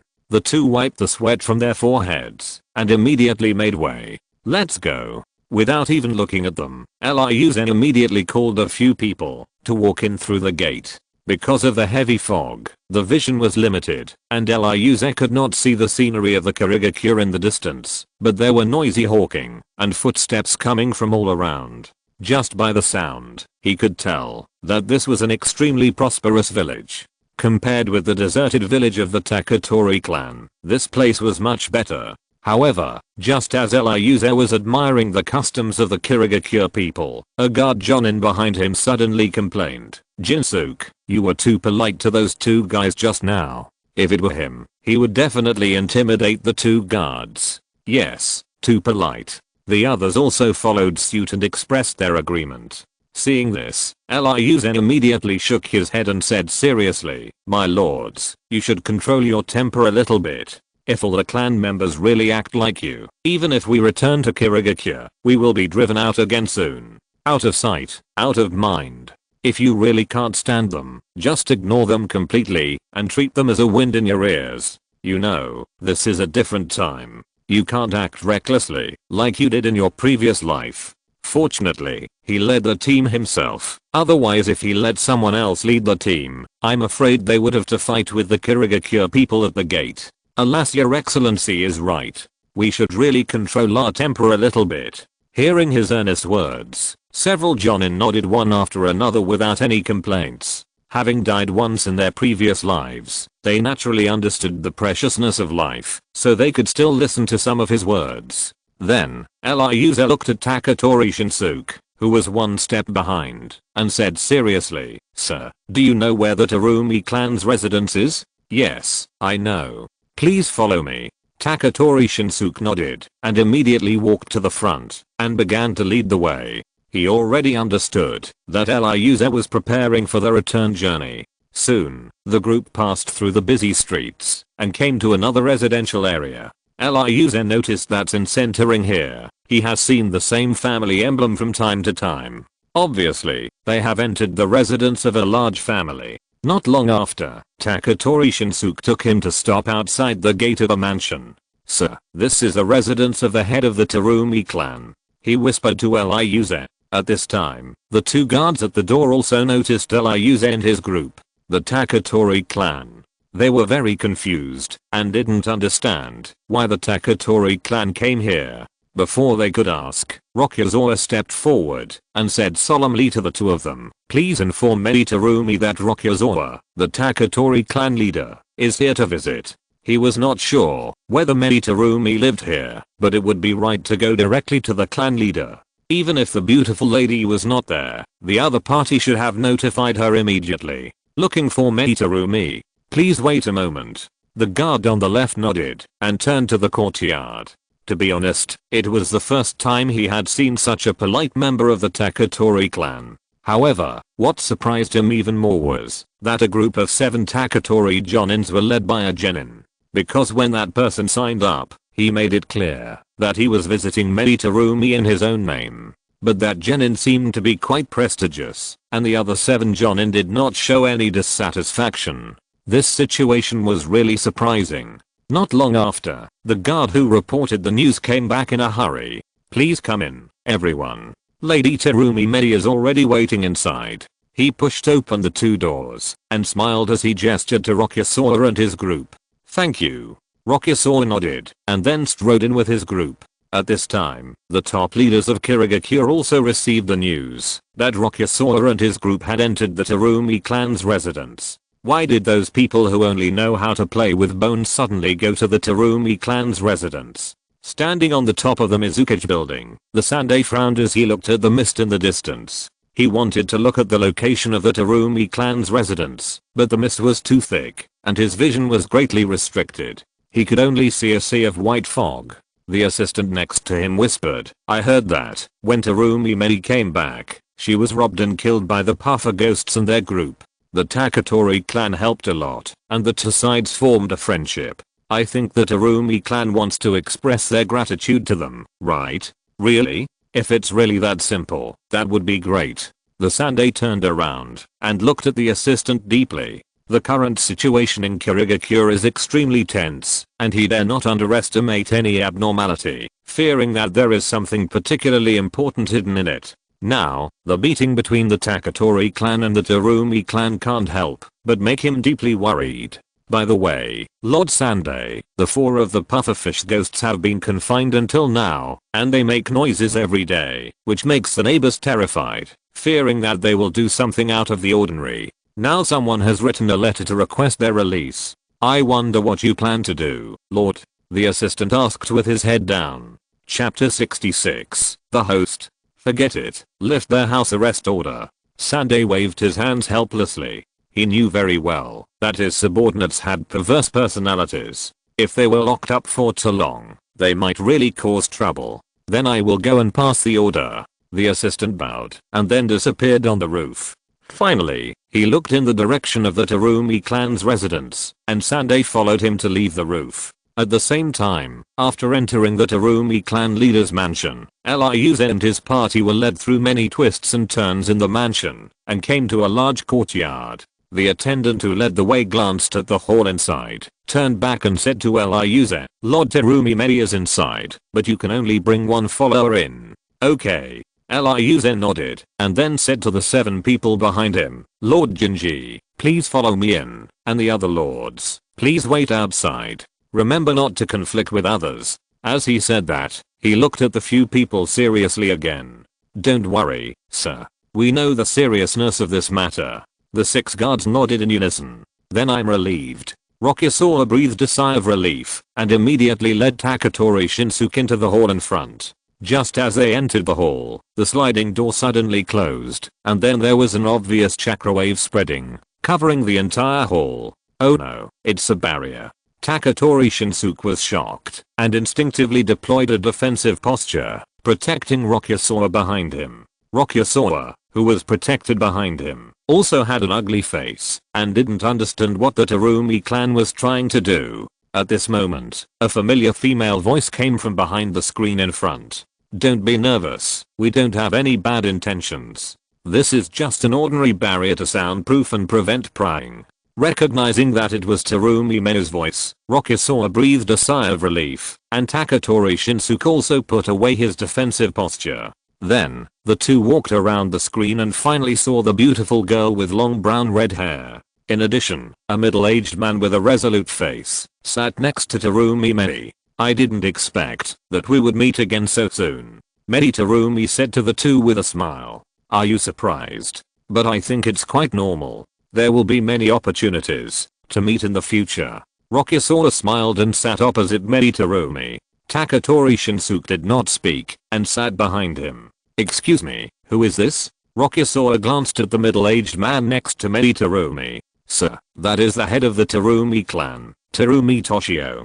Taketori Shinsuke immediately reminded in a low voice. So it's the head of the Terumi clan. I'm sorry. Rokuze apologized quickly and bowed slightly to the middle-aged man. No problem. The man waved his hand, looking nonchalant. Mei Terumi didn't waste any time and immediately said, if I'm not mistaken, you came to us this time for the pension of the Taketori clan, right? That's right. Liuze nodded and said seriously, it's easy to get the money, but the hard part is how to take the money back safely. So, we hope to get help from the Terumi clan nearby. Mei Terumi didn't answer, but with a faint smile, she glanced at the head of the Terumi clan next to her. Guessing her thoughts, the head of the Terumi clan immediately said, if it were normal times, it wouldn't be a big deal. But now the situation in Kirigakure is very tense, and one move could affect the whole body. If we act rashly, it is likely to stimulate the sensitive nerves of some people, leading to unpredictable consequences. Hearing the other party's hint of rejection, Liuze said very seriously, of course I understand this, so I came here this time, not only to seek help from the Terumi clan, but also to help Master Terumi Mei. Oh. Hearing such an answer, both the head of the Terumi clan and Mei Terumi felt incredible. It was the other party who came to ask for help, but now he is talking about helping her. Can you tell me how you plan to help me? Mei Terumi asked with interest. In fact, she did not intend to refuse to help the Taketori clan. She just wanted the clan leader to play the good cop and suppress the Taketori clan's unruly character so that they can be mobilized and used in the future. After all, there are too many uncertainties in the Taketori clan. She wants to grasp this power, but she does not want to be backfired by this power, so she can only try to tame it as much as possible. Liuze immediately analyzed seriously, we are carrying a large sum of money back this time, and it will definitely not be safe on the road. And there are not many people in the entire Kirigakure who dare to attack us, or even have the ability to snatch things from us. As long as Master Terumi Mei gives an order and orders all the ninjas under her command not to make things difficult for us, the remaining ones who attack us must be those you cannot control, and they are the enemies who will ascend to the throne in the future. Instead of letting them grow slowly and wait until they are forced to attack, it is better to take this opportunity to cut them off in advance and weaken the enemy's vitality. What do you mean? You want to use your money as bait to lure out our hostile forces and take the opportunity to annihilate them in one fell swoop? Terumi Mei rarely showed a serious expression. That's right. Liuze nodded and then said, if they don't come out, then we will definitely be safe this time, and you don't have to worry about too much damage on your side, let alone any other bad consequences. But what do you plan to do specifically? Terumi Mei asked immediately, and she was already a little tempted. They will have to fight with other hostile forces sooner or later. Since you have to fight anyway, whether you fight early or late, it is naturally better to strike first, if there is a chance. Liuze immediately said seriously, first of all, Your Excellency, you must give orders and order all the ninjas under your command not to make things difficult for us, and then separate their own people to prevent accidental injuries. Secondly, the news that we came to the Terumi clan should be known to the entire Kirigakure by now. I think they should be able to guess that we are here for help. Maybe there are people who have the same mentality as us, using the excuse of robbing our clan's money, but in fact they are preparing to take action against Terumi Mei and eliminate the living forces under your command. In this way, the help that Lord Terumi Mei gives us cannot be too little. Too little will make it difficult to lure out the enemy's main force. But it can't be too much either. Too much will make the enemy more vigilant, and it is more likely to trigger an all-out war. Probably, a small force of 200 people should be enough. In this way, if the enemy wants to eat up this force of 200 people, they will not come out in full force, but the force of the attack will not be too weak. Killing such a force will definitely be a heavy blow to them. Chapter 67 Ambush Plan. But, although your idea is good, I don't see any possibility of success. The head of the tribe, Terumi, shook her head and said seriously, could it be that you are counting on the ninja troops that were used as bait at the beginning to counterattack the enemies who were encircled and suppressed? The enemy dared to come out to encircle and suppress, so they must have full confidence, and the possibility of counterattack success is very small. Hearing this, Terumi may also cast a questioning look at Eliuze. She believed that this person was definitely not shooting at random, and proposed such an unreliable plan. Of course not. Eliuze shook his head and said seriously, before coming to Kirigakure, I deliberately made arrangements in the tribe, and prepared an elite force to respond at any time. But because of the distance, the time they rush to respond will definitely be much slower. Hearing this, Terumi Mei was very surprised and said, you can already mobilize the entire Taketori clan. Being able to directly mobilize the ninja troops deployed in the tribe, one can imagine how great his authority is. That's right. The chief of my clan has temporarily granted me the right to be the acting chief. So my attitude now is the attitude of the entire Taketori clan. Rokuze nodded seriously. I didn't expect that you would actually succeed. Terumi Mei was full of emotion. She couldn't help but think of the bold words Rokuze had said in front of her earlier, trying to convince the entire Taketori clan. She thought it was just a joke, but she didn't expect it to become a reality. However, even if your clan's troops support us, it would probably be difficult to wipe out all the enemies, right? To calm down her excitement, Terumi Mei stared at Rokuze on the opposite side and said, moreover, due to the distance, the support of your ninja troops will be much slower. Perhaps, before your support arrives, our bait troops will be eaten first. So, just in case, and to prevent alerting the enemy, you need to send an additional strong elite force to ambush us on the way back in advance. Rokuze replied with a serious face. Ambush in advance? Hearing this, Mei Terumi and Chief Terumi were both surprised. They had not thought of this method. But, is it too late now? Chief Terumi frowned and continued, in order to successfully eat our bait of nearly 200 people, the enemy must send at least 400 troops. Then, just in case, the number of people we use to encircle and annihilate must reach at least 700. But such a large-scale manpower mobilization is difficult to hide from other forces in the hidden mist village. And you will leave after receiving the pension. It may be too late to set up an ambush now. He shook his head. This plan seems tempting, but in fact it is almost impossible to implement. Who said we will leave after receiving the pension? Eliuze asked with a playful smile. Chief Terumi was stunned. What other plans do you have? Mei Terumi asked curiously. Rokuze said with a faint smile on his face. It's been a long time since we came to Kirigakure. We also want to appreciate the prosperity here. We plan to collect the pension and leave tomorrow. Then, you will have enough time to mobilize people to set up an ambush tonight. Besides, with the cover of night and thick fog, it should be difficult for them to detect your movements. That's a good idea. Terumi Mei nodded and said seriously, the wall on the southeast side of the village is under our control. It is not difficult to send people out quietly in the middle of the night. It seems that you agree. Rokuze confirmed carefully. Yes, I agree. Terumi smiled slightly and glanced at the clan leader next to him. Since the adults agree, I have no objection. Clan leader Terumi nodded. In that case, the specific ambush arrangements will be handed over to you two. Rokuze bowed to the two again. Don't worry.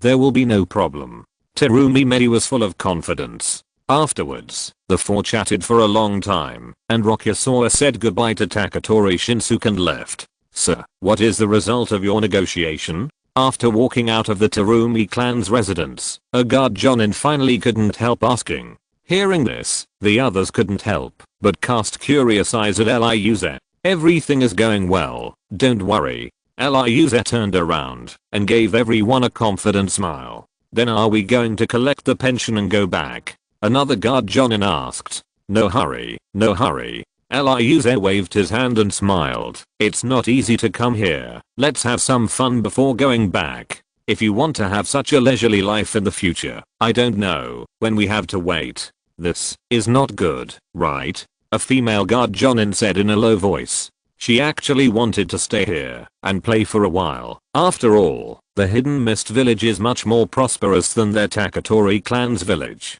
But she also knew that the current situation was unusual, and it was not the time to play leisurely.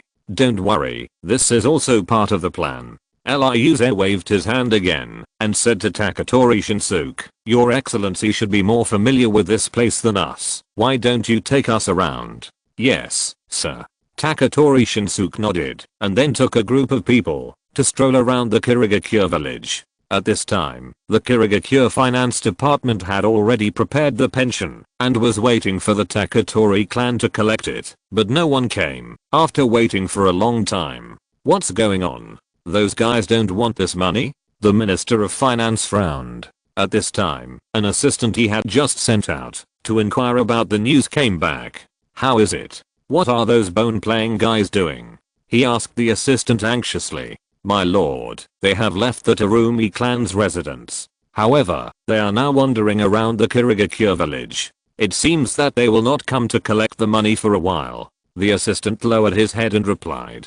Humph, a group of guys who have never seen the world. The Minister of Finance was quite contemptuous after hearing this. There is no doubt that the prosperity of Kirigakure dazzled the poor Taketori people who were living outside.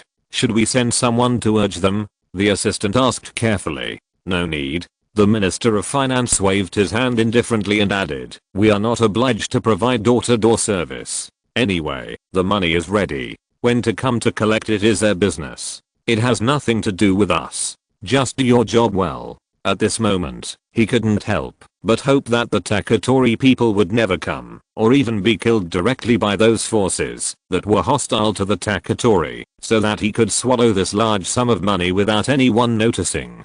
Chapter 68, Receiving Pension. Because they couldn't figure out the purpose of Rokuze's strange behavior, Kirigakure conducted a close surveillance. Even several major forces in Kirigakure curiously joined the surveillance.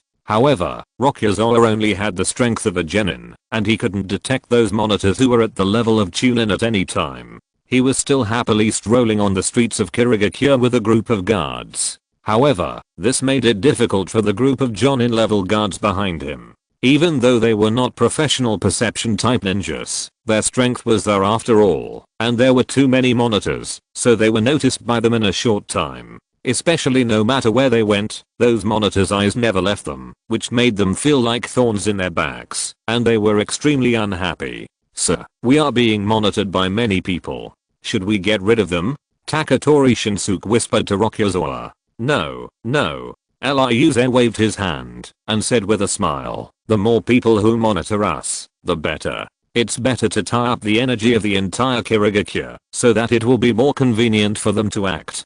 Taketori Shinsuke was stunned at first, but then he understood that Ryuze was referring to Terumi Mena's. Indeed, if they attracted the attention of most people here, Terumi Mena's would naturally have fewer people paying attention to her, and it would be more convenient for them to act. But, being stared at like a monkey is really unpleasant, sir. A female Jonin guard couldn't help but complain. In that case, let's play for a while and then find a place to rest. Ryuze nodded helplessly. With his understanding of this group of people, if it weren't for his face, they would have exploded long ago and directly found those monitors to fight. In order to prevent the situation from getting worse, he had to consider the feelings of this group of people. Afterwards, after wandering around the street for nearly half an hour, Ryuze and his people moved into a hotel. Originally, the Taketori clan had arranged a hidden intelligence contact point in the Hidden Mist village to rest, but now they were being monitored by countless people, and it was impossible for them to find their own intelligence contact point. Don't sleep too deeply at night. Stay alert to prevent any accidents. Ryuze told his fellow clansmen before entering their respective rooms. Yes, sir. Everyone nodded in unison. Then, they each went into the prepared room and began to rest. Just in case, Ryuze also deliberately asked the store to prepare 8 adjacent rooms for the group.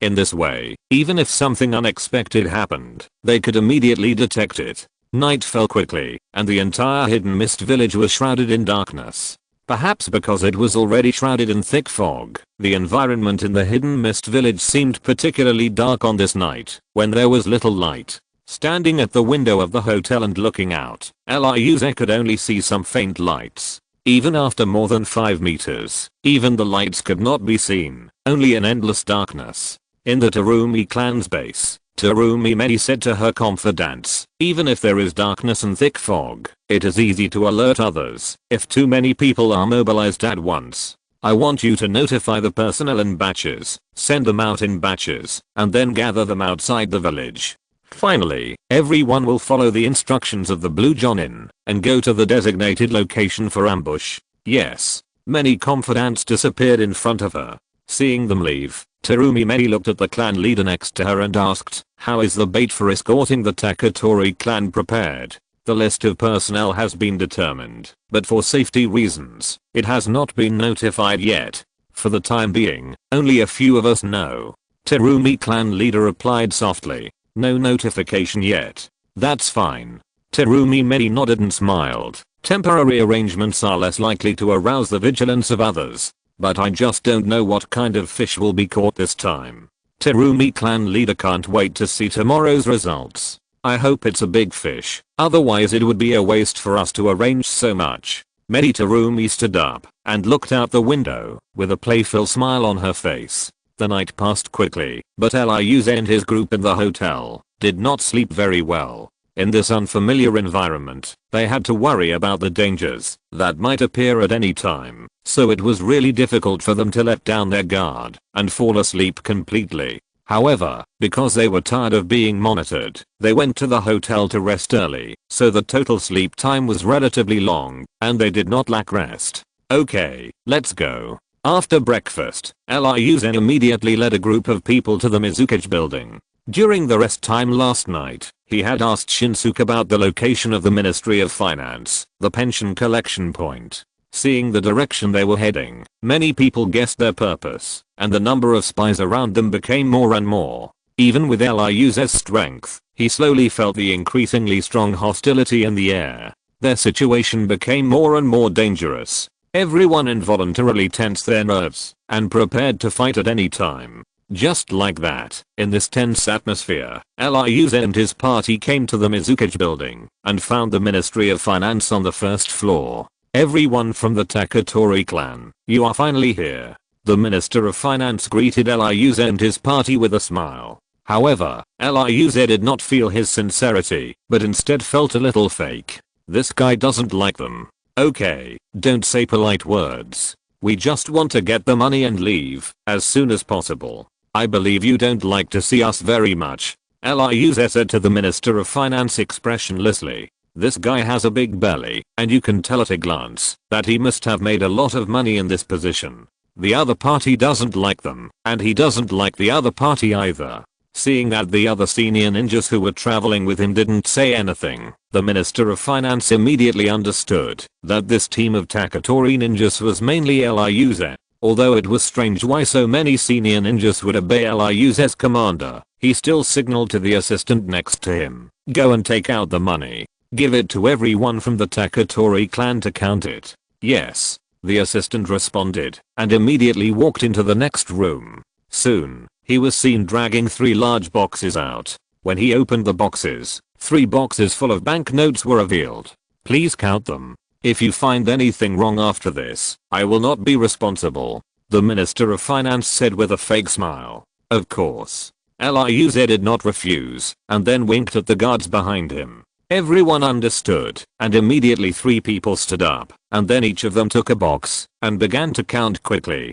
Seeing that they were really so impolite, the Minister of Finance also changed his face immediately. If you're listening to this novel on a channel other than Fanfic World, it means they downloaded and uploaded it without effort. We cordially invite you to visit our channel, Mundo Fanfic Novelos. There you'll find the original version of this story and you can explore many other novels of various genres. We're waiting for you to immerse yourself in a world of incredible novels. Chapter 69. The chase begins. The Minister of Finance was just being polite, but who would have thought that Ryuze and the others took it seriously? More importantly, as the Minister of Finance, He held great power and was in charge of the flow of funds for the entire Kirigakure village. He had long been accustomed to taking advantage of others. Therefore, a portion of the pensions issued by the village to the Taketori clan was withheld by him. But everyone knew that he had embezzled money, but no one deliberately brought it to the surface. Lyuze and his group counted the amount of the pensions in front of him, and it was obvious that they were not going to save his face. However, Lyuze didn't really think that much. He just wanted to simply count it to see if the amount given by Kirigakure was enough, whether it was deliberately perfunctory to them, or if counterfeit money was directly mixed in to fool them. As for deliberately humiliating the Minister of Finance, he really didn't think about that. Not long after, the 3 jonin of the same clan finished counting the 3 boxes full of money. Sir, we should receive 37.89 million in pension this time, but the actual amount we received is only about 34 million, which is still a little short. After summarizing, a senior ninja who counted the amount reported to Lyuze, a little short? Lyuze couldn't help but be stunned when he heard this. It was not until he saw the sullen face of the Minister of Finance opposite that he realized that the money of the Taketori clan should have been privately deducted by these greedy people. Because the amount of money that was short was only more than 3 million, which was not too much compared to the total amount of pension. If the Kirigakure side deliberately made things difficult, it would be impossible to give most of the money, but instead deduct a tiny part of it out of narrow-mindedness. With such analysis and comparison, the lack of this money was naturally not the intention of Kirigakure, but was privately deducted by greedy people. For example, the paunchy Minister of Finance standing in front of him. But he didn't expect that the Taketori clan had a fierce reputation, and there were still people who dared to take advantage of them. This guy's also a typical person who wants money but not life. Seeing Lyuze's ferocious eyes falling on him, the Minister of Finance immediately broke out in a cold sweat and couldn't help but awaken the memory of the brutality and bloodlust of the Taketori clan. At this moment, he felt extremely regretful. How could he be so obsessed that he dared to embezzle the money of these guys? Don't be angry. I think it may be that the amount is too large. Our people accidentally counted the wrong amount. I will ask them to make up for it. He wiped the cold sweat from his forehead with a dry laugh and kicked the assistant next to him hard. Hearing this, all the Taketori ninjas focused their eyes on the Minister of Finance and the assistant felt the pressure doubled and immediately went into the small room next to him. Not long after, he saw him coming out with a large stack of banknotes. This should be enough. Please count it. He placed the stack of banknotes next to the 3 boxes and gestured carefully. Lyuze didn't say anything and immediately winked at the 3 jonin who had just counted the amount. The 3 of them understood and counted again. Because the amount was much smaller this time, the 3 of them finished counting quickly. My lord, this time it's enough. The jonin reported again. Well, put all the money away, we are going back. Lyuze nodded and said nothing more. Yes. The jonin who reported responded, and then took out a sealing scroll from his pocket, unfolded the scroll, and placed it on the 3 boxes and the pile of banknotes. Then, he quickly formed a seal, and injected chakra into the scroll. Seal with a light shout, a puff of white smoke suddenly rose from under the scroll, and the 3 boxes and the pile of banknotes disappeared, leaving only a scroll that fell to the ground. My lord, it's all packed up, we can go back. After picking up the scroll and putting it away, he reported to Lyuze again. Yes. Lyuze nodded, then glanced at the Minister of Finance and said, goodbye, everyone. After that, without waiting for the other party to reply, he immediately led a group of people out of the door of the Ministry of Finance and headed outside. When they were completely out of the Mizukage building, the Minister of Finance and others were completely relieved. Too scary. Fortunately, the leader of the Taketori clan this time was still rational, otherwise we would not be able to save our heads. The Minister of Finance sighed as he slumped down on a chair. The Taketori clan had a violent temper and would take action if they were not satisfied. This time, they really had a close call. It's a pity that the 3 million was just given away, the assistant said with great regret. The Minister of Finance sneered twice and said, they did get the money, but it's hard to say whether they can take it back smoothly. Let's go out and see the excitement. As he said that, he grabbed the water cup on the desk and took a big gulp and then strode out of the door of the Ministry of Finance. On the other side, after walking out of the Mizukage building with a group of people, Liuzen immediately felt the malicious eyes coming from all directions. Compared to before entering the Mizukage building, the hostility was almost multiplied several times. He felt like he had entered a carnivore's paradise, and he might be besieged by those carnivores at any time. Feeling the hostility from all around, the 7 Jonin immediately protected Liu's in the middle, and they all gave birth to bone spears or bone spurs, and held them in their palms. My lord, the situation is critical. We must leave as soon as possible. Taketori Shinsuke reminded in a low voice. There is no doubt that the guys around who released hostility to their group must have taken a fancy to the money on them, or simply had a grudge against them, and wanted to take this opportunity to retaliate. At this time, those people have not launched an attack, but they are afraid of being counter-attacked by their concentrated fire. Once the first attacker appears and breaks the existing situation, everyone will rush forward. By then, it will be really dangerous. Well, I know. Liz nodded, who was also prepared for defense, and said, I will count to 3, and everyone will run together. Go straight to the gate of the Hidden Mist Village. As he said, he began to count.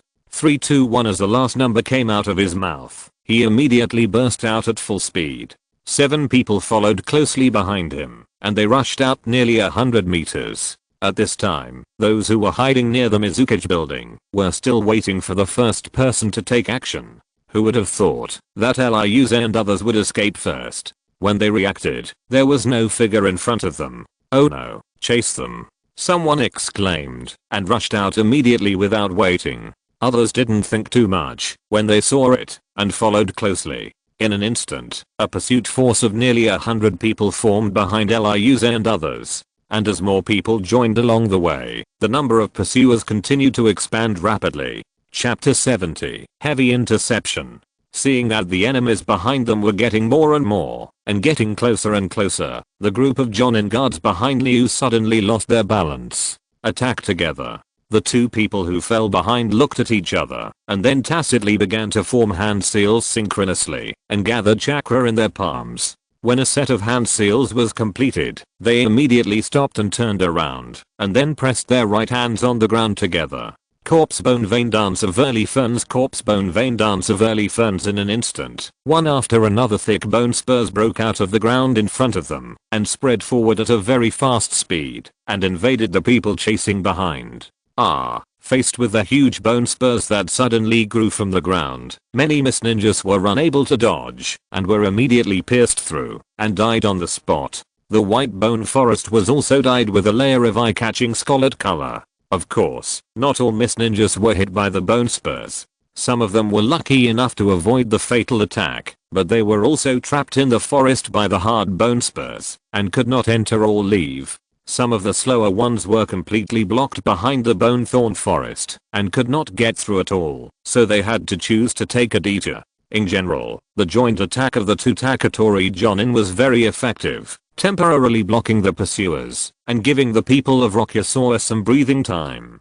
Damn, what are the guards of Kirigakure doing? Have they also given up their duties? Seeing the situation behind him, Taketori Shinsuke complained. Rokuze hurried on his way and analyzed. I think it's not that they gave up their duty to maintain order, but that the guards no longer exist. What do you mean, sir? A female guard asked in surprise. Liuze said with a serious face. Although the Kirigakure looks very stable now, it is actually seriously divided, and its personnel have dispersed. This has also led to the fact that the functional departments of the Kirigakure are in name only. A military organization like the security department, especially with the personnel of major families mixed in, can no longer remain the same and continue to be mobilized by Kirigakure. In other words, the current security department is likely to be left with only an empty shell and cannot handle the large-scale chaos in front of us. As he was speaking, dozens of Kirigakure ninjas suddenly emerged from both sides of the street in front. Among them were Jonin, Chunin, and Genin. It seemed that they had been preparing to ambush here early in the morning. The Jonin led by Earth-style, Yellow Spring Swamp quickly formed a seal, and then pressed his hands on the ground. In an instant, the originally hard street in front suddenly became soft, and then turned into a dirty muddy swamp. Lyuze and others fell into the swamp before they could react, because they were sprinting too fast. Not good. Lyuze exclaimed, feeling extremely nervous. He struggled desperately to get out of the quagmire, but the quagmire was extremely soft and contained a strong sticky force, which stuck to his legs. The more he struggled, the deeper he sank. The situation of the other 7 guards of the same clan was the same. Although they were much stronger than him and had more powerful strength, they were trapped in this quagmire and had no place to use their strength. Die, you crazy people who only know how to kill. Seeing this situation, the group of mist ninjutsu surrounded them, either released ninjutsu or threw ninja tools and launched a long-range attack on Lyuze and others who were trapped in the quagmire. However, Taketori Shinsuke and others were also Jonin after all, and they had been on the battlefield of a big country and had extremely rich combat experience. Facing this situation, they also had their own ways to deal with it. I will block the attack, and you go and deal with those guys. The Jonin, who was the guard at the front, said while making a seal. No problem. Everyone nodded in unison and prepared for battle. Bone Vein Dance of Early Ferns. A huge bone spur first grew out of the body of the Jonin guard, and then it quickly branched and grew, like a tree sprouting. However, in an instant, with the Jonin guard as the center, another dense bone spur forest grew out, covering the few people inside and spreading outside the swamp. But the bone spur forest was intertwined and connected, borrowing from each other and spreading outside the swamp to have a stable fulcrum, so it did not sink with Lyuze and others. Boom boom boom. Countless ninjutsu and ninja tools fell after him, but most of them were blocked by the bone spur forest, and the remaining aftermath could not hurt Lyuze and others at all. At this time, the 2 Jonin guards looked at each other and then put their hands on the bone spurs in front of them. Lyuze suddenly felt a flash in front of his eyes, and they disappeared into the swamp. Before he could find the figures of the 2 again, a scream came from the other end of the bone forest. He looked again and saw that the 2 Jonin guards who had just disappeared had reached the edge of the swamp at some point, rushing into the crowd of people who were trying to stop them and killing them. You know, the 6 Jonin of the same clan that Taketori Shinsuke selected for him were the elites of the clan, and each of them had awakened the corpse bone vein bloodline limit, and their combat power was extraordinary. At this moment, rushing into the crowd was like a hungry wolf into a flock of sheep, and no one could stop them. Seeing that the group of mist ninjas who blocked them fell to the ground one after another, no one was a match for them. Sir, come up quickly. At this time, Taketori Shinsuke also climbed up by the bone spurs next to him, escaped from the swamp, and stretched out a hand to Lyuze. Yes. Lyuze responded, immediately retracted his gaze, and stretched out his hand. Then, Taketori Shinsuke pulled him out of the quagmire. Sorry, I'm a burden to everyone. Looking back, Lyuze felt very heavy. He was just a genin, so his speed was naturally not as fast as the Jonin, which slowed down everyone's speed, so that the pursuers who had just been stopped caught up again. No, please don't say that. We came here to protect you, sir. But, in order to increase the speed of the whole team, I can only be rude.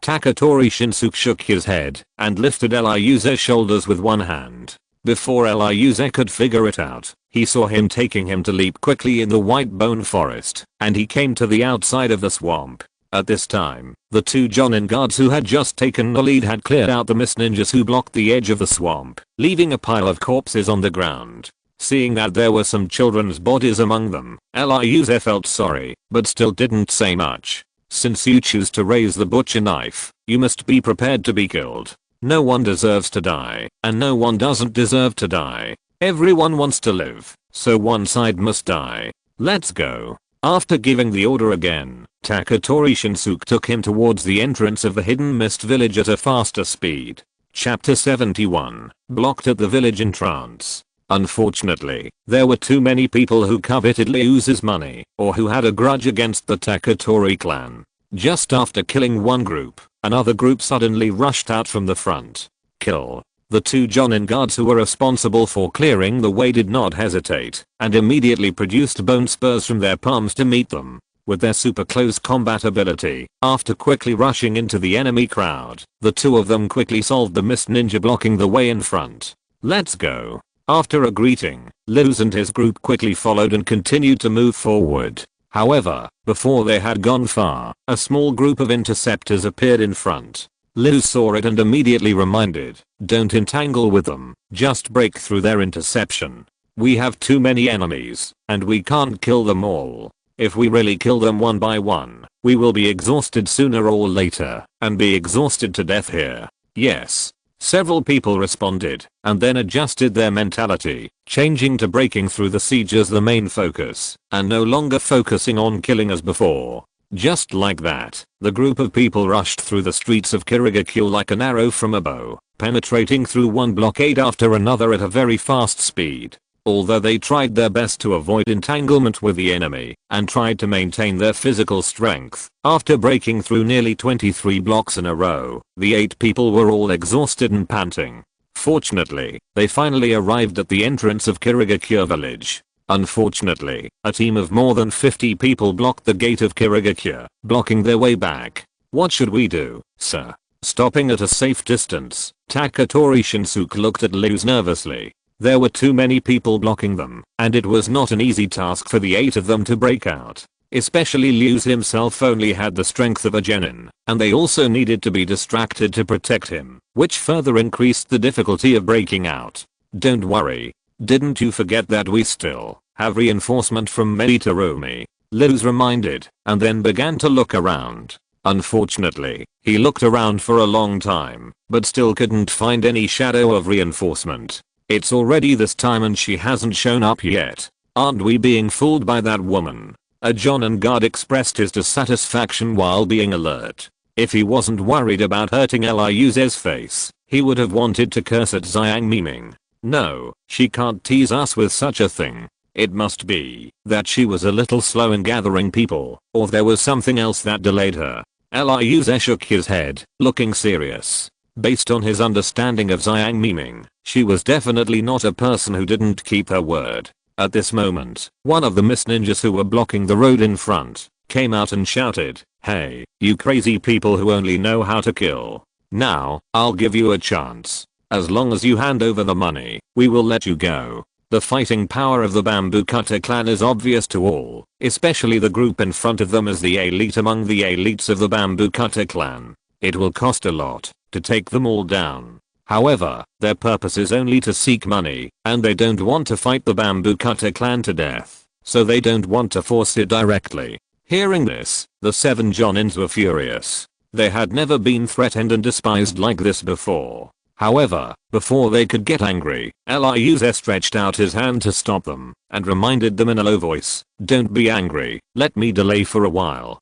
Take this opportunity to rest, and recover your strength. If the reinforcement of Meditarumi don't arrive in time, we will rush out in one go." Yes. Hearing this, the 7 people suppressed their anger, and began to adjust their breathing silently. Liuze walked to the front, and looked at the man from a distance and said, "We did get a lot of money. But, have you thought about how to distribute it? Is it an equal distribution, or do you want to customize the distribution rules?" Hearing this, the crowd on the opposite side immediately talked about it. They just gathered here spontaneously to intercept Liuze and others from robbing money, but they didn't think too much about it, and didn't think about how to distribute it. And human nature is mostly selfish, and saints are rare in 100 years. Most people want to get a little more, and of course they are unwilling to share it equally with others. Especially those stronger Jonin, they are even more reluctant to share equally with the weaker Chunins and Genins. They contributed the most and thought they should get the biggest share. For a while, everyone started to quarrel, and the scene was extremely chaotic. In the final analysis, they were just a group of rabble, and they were so arrogant, just because they had more people. Rokuze just provoked them a little, and they lost their composure and almost started a fight. Seeing this absurd scene, even Taketori Shinsuke and others behind Rokuze were a little dumbfounded, and the anger just now completely disappeared. Because it is not worth it to be angry with such an enemy. However, not all mist ninjas are so brainless. There are always a few smarter ones who see through Rokuze's sinister intentions. Everyone, Please listen to me. The man who had just forced Ryuze and others to pay the money signaled everyone to be quiet and then said, the money has not been received yet, don't rush to quarrel. As for how to distribute it, let's get the money first. Otherwise, it's meaningless to quarrel now. Hearing this, the restless crowd calmed down immediately and then all looked at Ryuze and others. The leader took the opportunity to force, hey, hand over the money you got. Otherwise, I can't control this group of temporary companions who can explode at any time. As he said, he showed a smug smile on his face. Ta ta ta. At this moment, a dense and chaotic sound of footsteps came from behind. Ryuze and others looked back, only to see that the pursuers who had just been thrown off were catching up again. Sir, we can't wait any longer. Taketori Shinsuke said seriously. At present, there is still no sign of the reinforcement of Meditarumi. If they continue to delay, they will be trapped from front and back, and it will be even more difficult to break out by then. Well, prepare to break out. Knowing the seriousness of the matter, Ryuze did not hesitate, and made a decision immediately. At this time, the other 6 Jonin guards also completed the seal, and pressed their hands on the ground together. Corpse Feign Dance of Early Ferns, Corpse Feign Dance of Early Ferns. In an instant, countless thick bone spurs broke out from the ground, spreading rapidly around the 8 people. However, in the blink of an eye, the area of nearly 100 meters in radius was covered by their bone spurs, turning into a jungle of white bones. Some unlucky Miss Ninjas were directly pierced by the bone spurs that suddenly grew, and died on the spot. But the most unfortunate ones are not them, but those who are seriously injured by bone spurs, and cannot die for a while. They can only watch themselves being pierced by the bone spurs, and then feel the passing of life little by little, and slowly die in extreme fear and pain.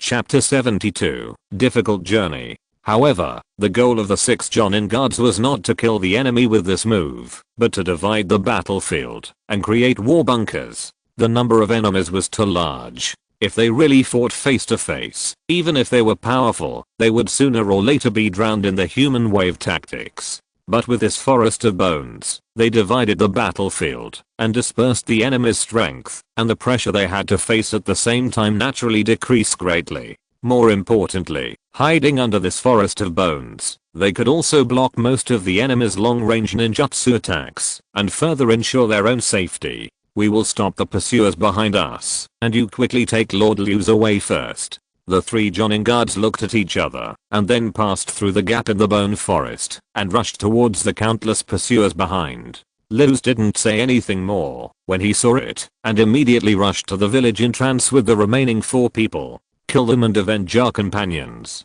I don't know who suddenly shouted, and the people in front, who were originally in chaos because of the bone spur attack, immediately looked at Liu's and others with hatred. At this moment, with all the new and old hatreds, they would never let Ryuze and his party get away easily. Kill. Everyone who had dodged the bone spur attack took out their weapons and then rushed towards the target. Unfortunately, the bone forest was very dense, and everyone could only shuttle through the gaps in the bone forest with difficulty, and the speed could not be increased at all. However, there were still some smart people who climbed directly to the top of the bone forest, and then went around it, and came to the top of Ryuze and his party. Go to hell. Some of them took out ninja tools, and some formed hand seals, and each used a variety of means to attack Ryuze and his party below the bone forest. Unfortunately, Ryuze and his party did not even look at them, but just lowered their heads, and continued to shuttle forward along the gaps in the bone forest. Boom boom boom. Ding ding ding. There was only a roar, and the attacks of the group of Miss Ninjas above the bone forest were completely blocked by the dense bone spurs below, and could not hurt Ryuze and his party at all. Damn, these bone spurs are too much of a hindrance. A Miss Ninja pulled out his kunai in anger, and then chopped it hard on a nearby bone spur. Clang. After a clanging sound, the bone spur was intact, but his kunai was broken on it. Let me try. Another Miss Ninja was a little unwilling to see this, and immediately began to form a seal and cast a spell. Water style, water blade. He took a deep breath, and then spit out a thin stream of blue water from his mouth. It was a highly compressed water stream with a strong cutting ability. However, when the thin high-pressure water stream fell on the bone forest below, it was also unable to do anything to it. Instead, the caster could not withstand the reaction force from the other end, and was directly ejected. This is trouble. The many mist ninjas above the bone forest frowned. The hardness of this bone forest was completely beyond their expectations. However, in Liu's view, it was completely reasonable for these bone spurs to have such hardness. The hardness of human bones is extremely high, not much different from that of refined iron. With the reinforcement of their corpse bone veins, the hardness of this bone is naturally even higher. Apart from other things, even if a bone spur made by a genin like him is not something that a jonin can easily break. And the several guards of the same clan who followed him here this time are all jonin level, and they are elites among elites. Their exploration of the ability of corpse bone veins is naturally far superior to his, and the bone spurs they create are naturally harder. It is absolutely impossible for ordinary people to destroy bone spurs of this degree, or in other words, there are not many people in the entire ninja world who can destroy such bone spurs. This is the root of the strength of the Taketori clan. No way. Let's go down. A mist ninja sighed, and then drilled down along the gap of the bone spurs. The others also shook their heads, and could only follow them down. At this time, under the leadership of Taketori Shinsuke and the other four, Liu was quickly shuttling through the bone forest, steadily approaching the mist-hidden gate in front. Unfortunately, as they got closer and closer to the mist-hidden gate, there were more and more enemies in the bone forest. Although Liu and his companions were not besieged by too many enemies at the same time, because of the blocking of the bone forest, the number of enemies did not change, and the frequency of their encounters became higher and higher. Often, they would just deal with one enemy, and immediately meet another one, after passing through the gap of the bone forest, and their forward speed inevitably slowed down. Sir, this won't work. Sooner or later, we will be trapped in here. Taketori Shinsuke said anxiously to Liu, killing the enemy who rushed over with a strong stab. Liu was also very anxious, because he knew the current situation. After thinking carefully, he put his hand into his waist pocket and said seriously, I can create a short period of chaos for them. Everyone, seize the opportunity and rush out. As he said that, in the puzzled eyes of several people, he slowly took out a sealing scroll. All the pensions are sealed in here. Whoever grabs it will get it. After shouting to the front, Liu threw the scroll out with all his strength, and deliberately avoided the direction of the mist-hidden gate. Seeing this, many mist ninjas immediately changed direction, and rushed towards the place where the scroll fell. Although they also had doubts about this, suspecting that the scroll did not contain the so-called pension, they were unwilling to give up this possible opportunity. What if there is really something in it? Once someone succeeds, and even takes it away directly, they will have worked in vain. While a considerable number of mist ninjas were led away, Taketori Shinsuke immediately took Liu and accelerated his speed towards the gate of the hidden mist. Unfortunately, lies will eventually be exposed. After a fierce fight and scramble, the scroll that Liu had just thrown out fell to the ground, revealing a blank piece of paper inside. Damn, we were all fooled. Many mist ninjas immediately stopped fighting and surrounded Liu and others again. For a moment, Liu and others were under pressure, and their pace of advancement slowed down again. At this moment, a considerable number of mist ninjas behind them broke through the blockade of the three senior ninja guards and rushed directly towards them. Even with the terrain division and their own strong strength, their number was still too small to completely stop all the pursuers. Seeing that Liu and others fell into a dangerous situation of being attacked from both sides. Damn it. Liu cursed inwardly, but he could do nothing. At this moment, a noisy sound suddenly came from outside the bone forest. Another mist ninja unit rushed out, but compared to the mob that intercepted Liu and his men, the mist ninja unit that appeared this time was obviously more orderly and well trained. The two sides were not at the same level at all. Chapter 73, The Swordmaster's Conspiracy. It's bad. Taketori Shinsuke was shocked. Facing a group of scattered rabble, they could barely cope, but facing an obviously organized army, they could not resist at all. But when he was worried, he saw the new mist ninja troops launched a ruthless attack on the other mist ninjas who besieged them. It's reinforcement. Our reinforcement have arrived. Liu was excited. He saw that there were many ninjas using dissolution escape, which was the unique bloodline limit of the Terumi clan. We are in charge of the Taketori clan's affairs. If you don't want to die, get out. One of the reinforcements stood on a high place and warned everyone loudly. Hearing this, many Miss Ninjas were horrified. Facing the Taketori clan with only 8 people, they could rely on numbers to win, but facing a ninja army of nearly 200 people, they had no chance of winning. Many people were terrified and immediately backed off and began to retreat. Originally, a small number of people wanted to hold on, but as more and more people fled, the pressure faced by the remaining people became greater and greater. They could no longer hold on and had no choice but to flee. In an instant, the countless Miss Ninjas who had just besieged Lyuze and others scattered, and the situation completely collapsed, like a flood that could not be stopped at all. Lyuze and others did not continue to advance after seeing this, and tacitly reunited in the Bone Forest. After all the besieging Miss Ninjas retreated, they walked out of the Bone Forest from above. Terumi clan, Terumi Yuji is here to support you on the orders of Terumi Mei. The leader of the reinforcement came to the front of the few people. You are finally here. Lyuze smiled bitterly and said, if you had come later, you might have had to collect our bodies. Sorry, we were blocked by some forces when we came out, so we came a little late. Terumi Yuji bowed. Forget it. Lyuze waved his hands and sighed helplessly. At least you came. Saved us in time.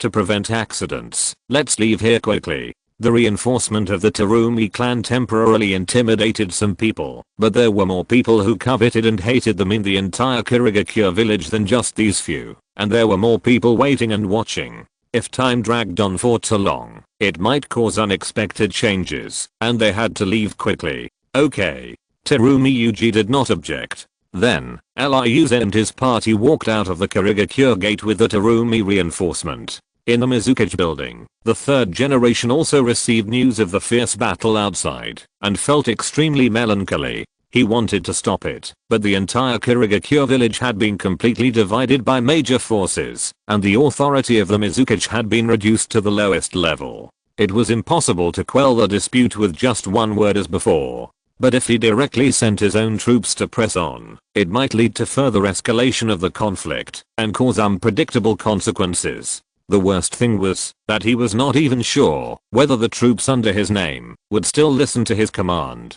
After all, even the 7 ninja swordsmen that he directly supervised and trusted the most were no longer obedient. Not to mention those ninja troops that were separated from him by several layers of relationship. He was very worried about how long this seemingly stable situation could last. At this time, on the western protective wall of Kirigakure village, Ziguashin Puffer Ghost also received the news from the village in trance. Sure enough, that stinky girl Terumi Mei still took action. He sneered.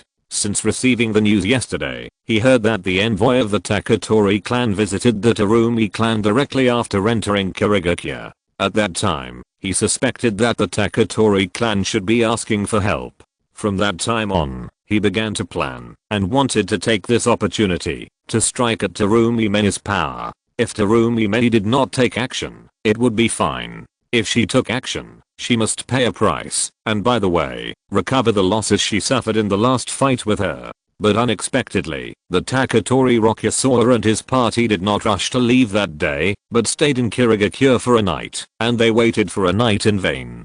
Fortunately, today, they finally waited for Terumi Mei to take action. Old ghost, are you still not going to make a move? The grass-wielding man urged impatiently, carrying the douje with only one hand. No, not yet. The puffer ghost shook his head, showing his sharp teeth, and sneered. If we make a move at this time, Terumi's base will immediately send reinforcement. By then, not only will we not be able to eat up the force sent by that stinky girl, it is likely to turn into a full-scale war between our two forces. Let's wait until they are far away from Kirigakure before making a move. By then, even if Terumi Mei receives the news, it will be too late to reinforce. Although he really wanted to kill Terumi Mei and the forces behind her directly, now is not the time, because he is not completely sure that he can accomplish this while limiting his own losses. Especially the attitudes of the Hazumi clan, the Hashigaki clan, the Snow clan, and the Wind clan are still unclear.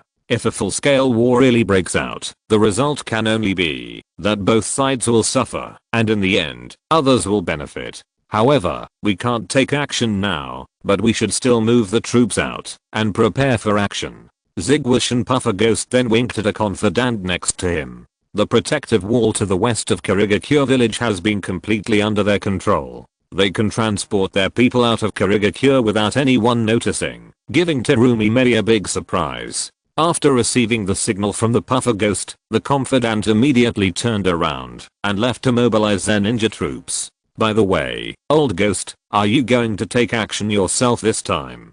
Kurishe Kishimaru squatted on a pillar next to him and asked the Puffer Ghost seriously. No. The Puffer Ghost waved his hand and said helplessly, the old guy of the third generation has already become suspicious of me. What's more, the four of us have just been released from confinement, and it is really not appropriate to continue to take action to provoke him. Why not let the two of you, Biwajuzo, go this time? As he said, he glanced at Biwajuzo and Amakusa Raigen sitting on the wall. One of them is the owner of the broken sword beheading sword, and the other is the owner of the double sword flatfish. With 2 ninja swordsmen leading the team, plus the 400 ninja troops that far exceed Terumi Mei's, it should be a sure win. Okay, just the two of us. Biwajuzo nodded, and Amakusa Raigen standing next to him had no objection. However, Kurizen Kishimaru on the pillar sighed quietly. That's such a pity. I want to experience the feeling of making human dumplings again. Tankusa Yato and Miri Shinpachi also looked regretful after hearing this. They failed last time, and they still remember it, and want to avenge their previous shame again. Don't worry, there will always be opportunities for you to show your abilities in the future. Fugu Ghost patiently comforted. Oh, by the way, did you get the Thunder Sword Fang back? Miri Shinpachi suddenly asked. No. The Puffer Ghost shook his head and said with an unpleasant expression, the Gidden family is determined not to hand it over. Even if I use the name of the third generation, it will be useless. Chapter 74, the pursuit finally arrives. Damn it, it's all the fault of that guy Kurachurega. If it weren't for him, Thunderblade Gay wouldn't have fallen into the hands of the Hazuki family. Miri Shinpachi cursed. Since awakening his past life memories, Kurachurega gave up the ninja sword and quietly left the hidden mist village. Because Thunderblade Gay became an ownerless thing, Hazuki Manayu took advantage of the convenience of the ninja sword contract to take the ninja sword for himself. On the pillar, Kurizen Kishimaru gently rubbed the sewing needle in his hand and sneered. The water transformation technique of the Kizuna family is most afraid of lightning escape, and the Thunderblade Fang has great restraint on them. Now that the situation in Kirigakure has changed drastically, it would be strange if he is willing to hand over the Thunderblade Fang. Okay, let's not talk about him. Biwajuzo kicked the broad blade of the beheading sword and then lifted the sword up and carried it on his shoulder by inertia and said, the time is almost up, we should set off. Outside the protective wall, nearly 400 troops have been assembled and only the two of them are missing to lead the team. That's right, we should set off. Amakusa Raigen walked to the edge of the protective wall, twisted his neck, and made a series of clicking sounds. Then we will wait here for good news from the two of you. Pufferfish Ghost said to the two with a smile.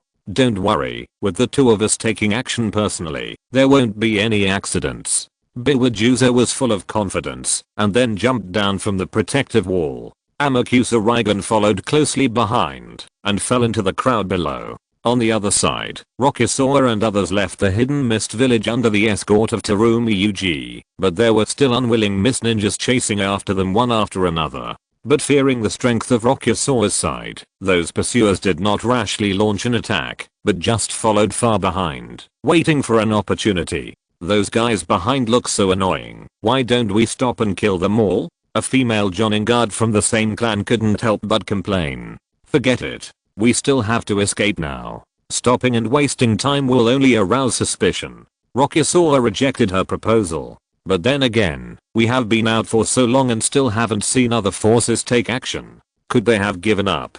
Taketori Shinsuke said in a low voice. Terumi Yuji waved his hand and said, it's hard to say about the seemingly neutral forces at the moment, but the conservatives headed by the third generation should be making some moves. We received news from an insider yesterday that their top brass seems to have some ideas about us. However, we haven't found out more specific information. So, our enemies this time should be the conservatives? Ryuze suddenly understood. If there are no accidents, it should be like this. Terumi Yuji nodded. Then I'm looking forward to our opponents this time. Ryuze smiled slightly and sped up his pace. After about 10 minutes of rapid progress, a sensory ninja in the team approached Terumi Yuji and others. Sir, there is a lot of chakra aura approaching from behind. It should be the enemy catching up. The sensory ninja immediately reported. Well, I know.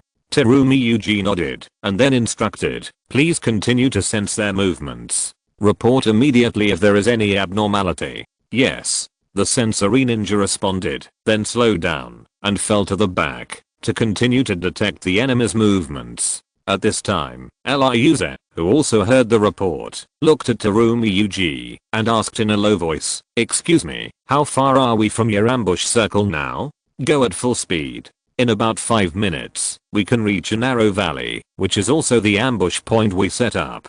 Terumi Yuji replied seriously. 5 minutes? I hope they won't catch up with us before then. Ryuze looked back worriedly. He couldn't see the pursuers behind him yet. As a non-sensing ninja, he couldn't feel the chakra breath behind him, but because of the report just now, he seemed to feel the pressure from behind. However, less than 2 minutes after advancing, a dense and chaotic sound of footsteps came from behind. Oh no, they have caught up with us. The sensing ninja came up anxiously to report. Okay, I got it. Yuji Terumi nodded and then said to his companions around him, pass my order. Everyone must not stop to engage in battle with the pursuers behind and must move forward at full speed. Once you fall behind and leave the team, you will bear the consequences. At the moment, they have not entered the designated ambush area. If they stop to engage in battle, they will only sacrifice in vain. And if they move forward at full speed, under the pursuit of the enemy, even if there are some injuries, it will definitely not be too much.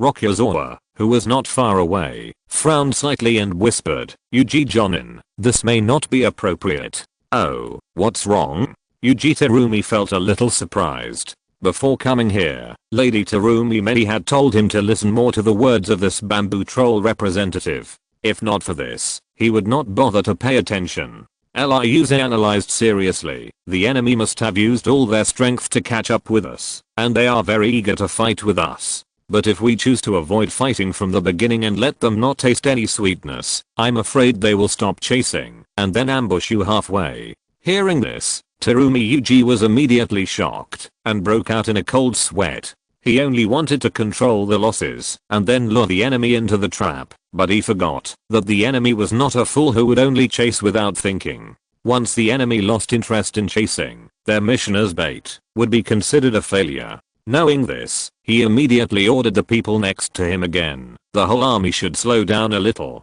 don't make it too obvious. Wait until the enemy behind catches up and retreat while fighting. Neither give up resistance and escape completely, nor stay where you are and fight to the death. As he spoke, he had already slowed down his personal speed a little. After receiving his order, the companions around him immediately passed the order to everyone in the team, and the advanced speed of the entire ninja team slowly slowed down. At this time, after seeing Ryuze and others in front of them, Biwajuzo and others sped up excitedly. As one side gained speed, the other side lost speed. In less than 2 minutes, they completely caught up with Ryuze and others. Ha ha ha, die, you unlucky guys. Seeing that the enemy entered the attack range, Biwajuzo laughed and began to make hand seals, condensing chakra. Water style, water dragon bullet technique. He spit out a blue torrent and then turned into a several meter long water dragon, rushing towards the team in front. Not only him, but also the ninjas in the team behind him who were good at using long range ninjutsu to attack also made hand seals and cast techniques. Water style, water chaos, water style, water cannon, lightning style, thunder rapids. In an instant, countless ninjutsu intertwined together, turning into a colorful storm and rushing towards Ryuze and his group. Chapter 75, completely surrounded. Be careful, Rokuze and others exclaimed. Sensing the terrible fluctuations coming from behind, many Miss Ninjas on Teruma's side also launched counter-attacks or defenses. Earth style, earth flow wall, water style, water array wall, fire style, fire bomb. Boom. The ninjutsu power of both sides collided with each other, immediately causing a series of violent explosions, and the impact spread out, breaking countless trees around. Without waiting for the smoke to disperse, Biwajuzo immediately led a group of subordinates to rush up, and launched a fierce battle with the Miss Ninjas on Rokuze's side. Today, none of you will be able to go back alive. Biwajuzo laughed and waved the beheading sword. With his skilled swordsmanship and huge blade, he forced many Miss Ninjas to be unable to get close to him, and instead they were chopped down one by one. Amakusa Raigan followed closely behind, holding the flatfish, and killing people everywhere, and he was also hard to beat. Under the leadership of the two of them, their team was unstoppable. In just a moment, they dispersed the rear of Lyuze and others' troops. I didn't expect that they had two ninja swordsmen leading the team. These are really two big fish. Lyuze was shocked when he recognized the two most conspicuous people at the back.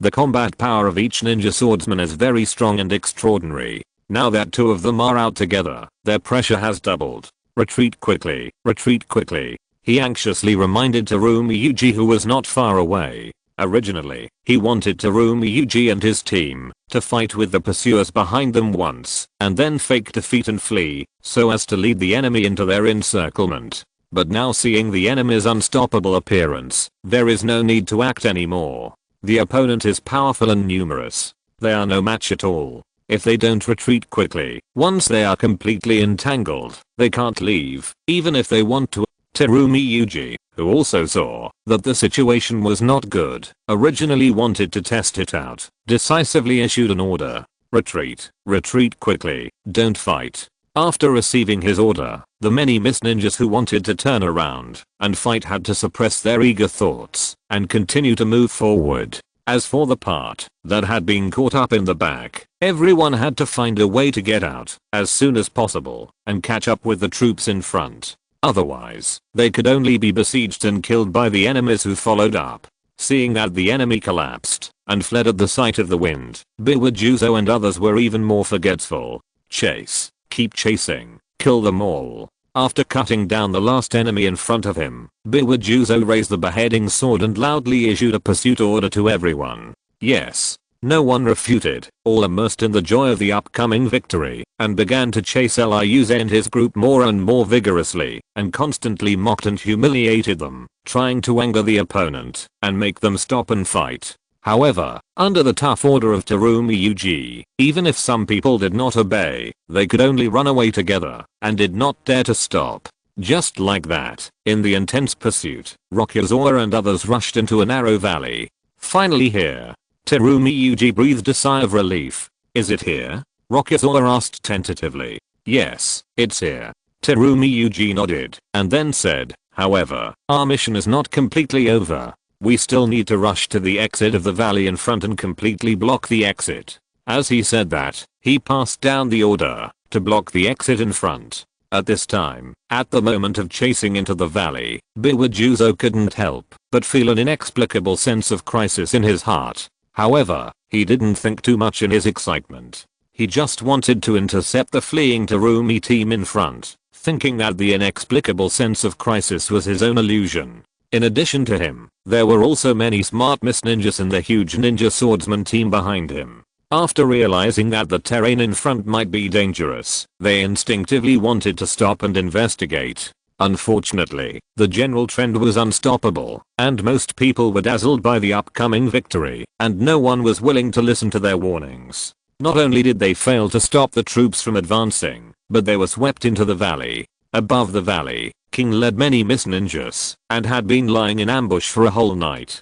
Seeing that the tail of the pursuers had also entered the valley, he could not wait to give orders. Stop the valley entrance, don't let them escape. Yes. After receiving the order, the people who had been well prepared immediately ignited the detonating tags that had been arranged above the valley entrance in advance. Boom boom boom. In an instant, accompanied by the explosion of countless detonating tags, the cliff above the valley entrance collapsed instantly, and large chunks of rocks and soil rolled down, immediately blocking the valley entrance. Stop. What happened? Hearing the familiar explosion from behind, Biwajuzo had an ominous premonition in his heart and immediately ordered the team to stop. Sir, it's not good. The valley entrance was blown down by someone using a detonating tag. A mist ninja rushed up anxiously to report. What? However, before Biwajuzo could digest the news, many mist ninjas led by King had already launched a long-range attack. Water style, water rush wave, earth style, rock collapse lightning style, thunder wave. In an instant, countless ninjutsu bombarded the pursuers in the valley like a colorful rainstorm. Damn it, we're ambushed. Defend, defend quickly. Biwajuzo cursed angrily and reminded everyone to defend. Unfortunately, the valley was narrow and everyone was crowded together. In addition, the opponent had the advantage of being high above, which was not conducive to their defense and evasion. Faced with a dense ninjutsu attack, some people were immediately frightened and stood still. Some people wanted to avoid it anxiously, but the canyon was too crowded, with people in front and behind, and steep cliffs on both sides, so there was no place to hide. However, there were still quite a few people who remained calm and quickly performed ninjutsu to defend and counterattack. Earth style, earth flow wall, water style, water cannon. Boom. The ninjutsu power of both sides collided in the canyon, causing violent explosions. Because they lost the initiative, the explosive power of the collision was naturally closer to the mist ninja or the ninja sword master in the valley. Many people were immediately knocked to the ground by the impact of the explosion, and were seriously injured. What's more, as the power of the ninjutsu of both sides collided, the cliff above the valley was also cracked, and rocks collapsed and fell down. Ah, help. In a burst of screams, many people were directly crushed below. At the same time, because King led his men to launch an attack, attracting the attention of the pursuers, leaving them no time to pursue, Luz and others finally breathed a sigh of relief, successfully deployed defenses at the exit of the valley, and completely sealed off the entire valley. At this point, the ninja troops led by Biwajuzo, together with the scattered ninjas gathered on the way, a total of nearly 500 people were completely surrounded in the valley. End of this chapter. Thank you very much for reaching the end. Don't forget to like. Looking for more exclusive content and immediate access? Subscribe to our Patreon. Remember, every like, subscription, or donation encourages us to continue. Thanks to everyone. See you in the next video.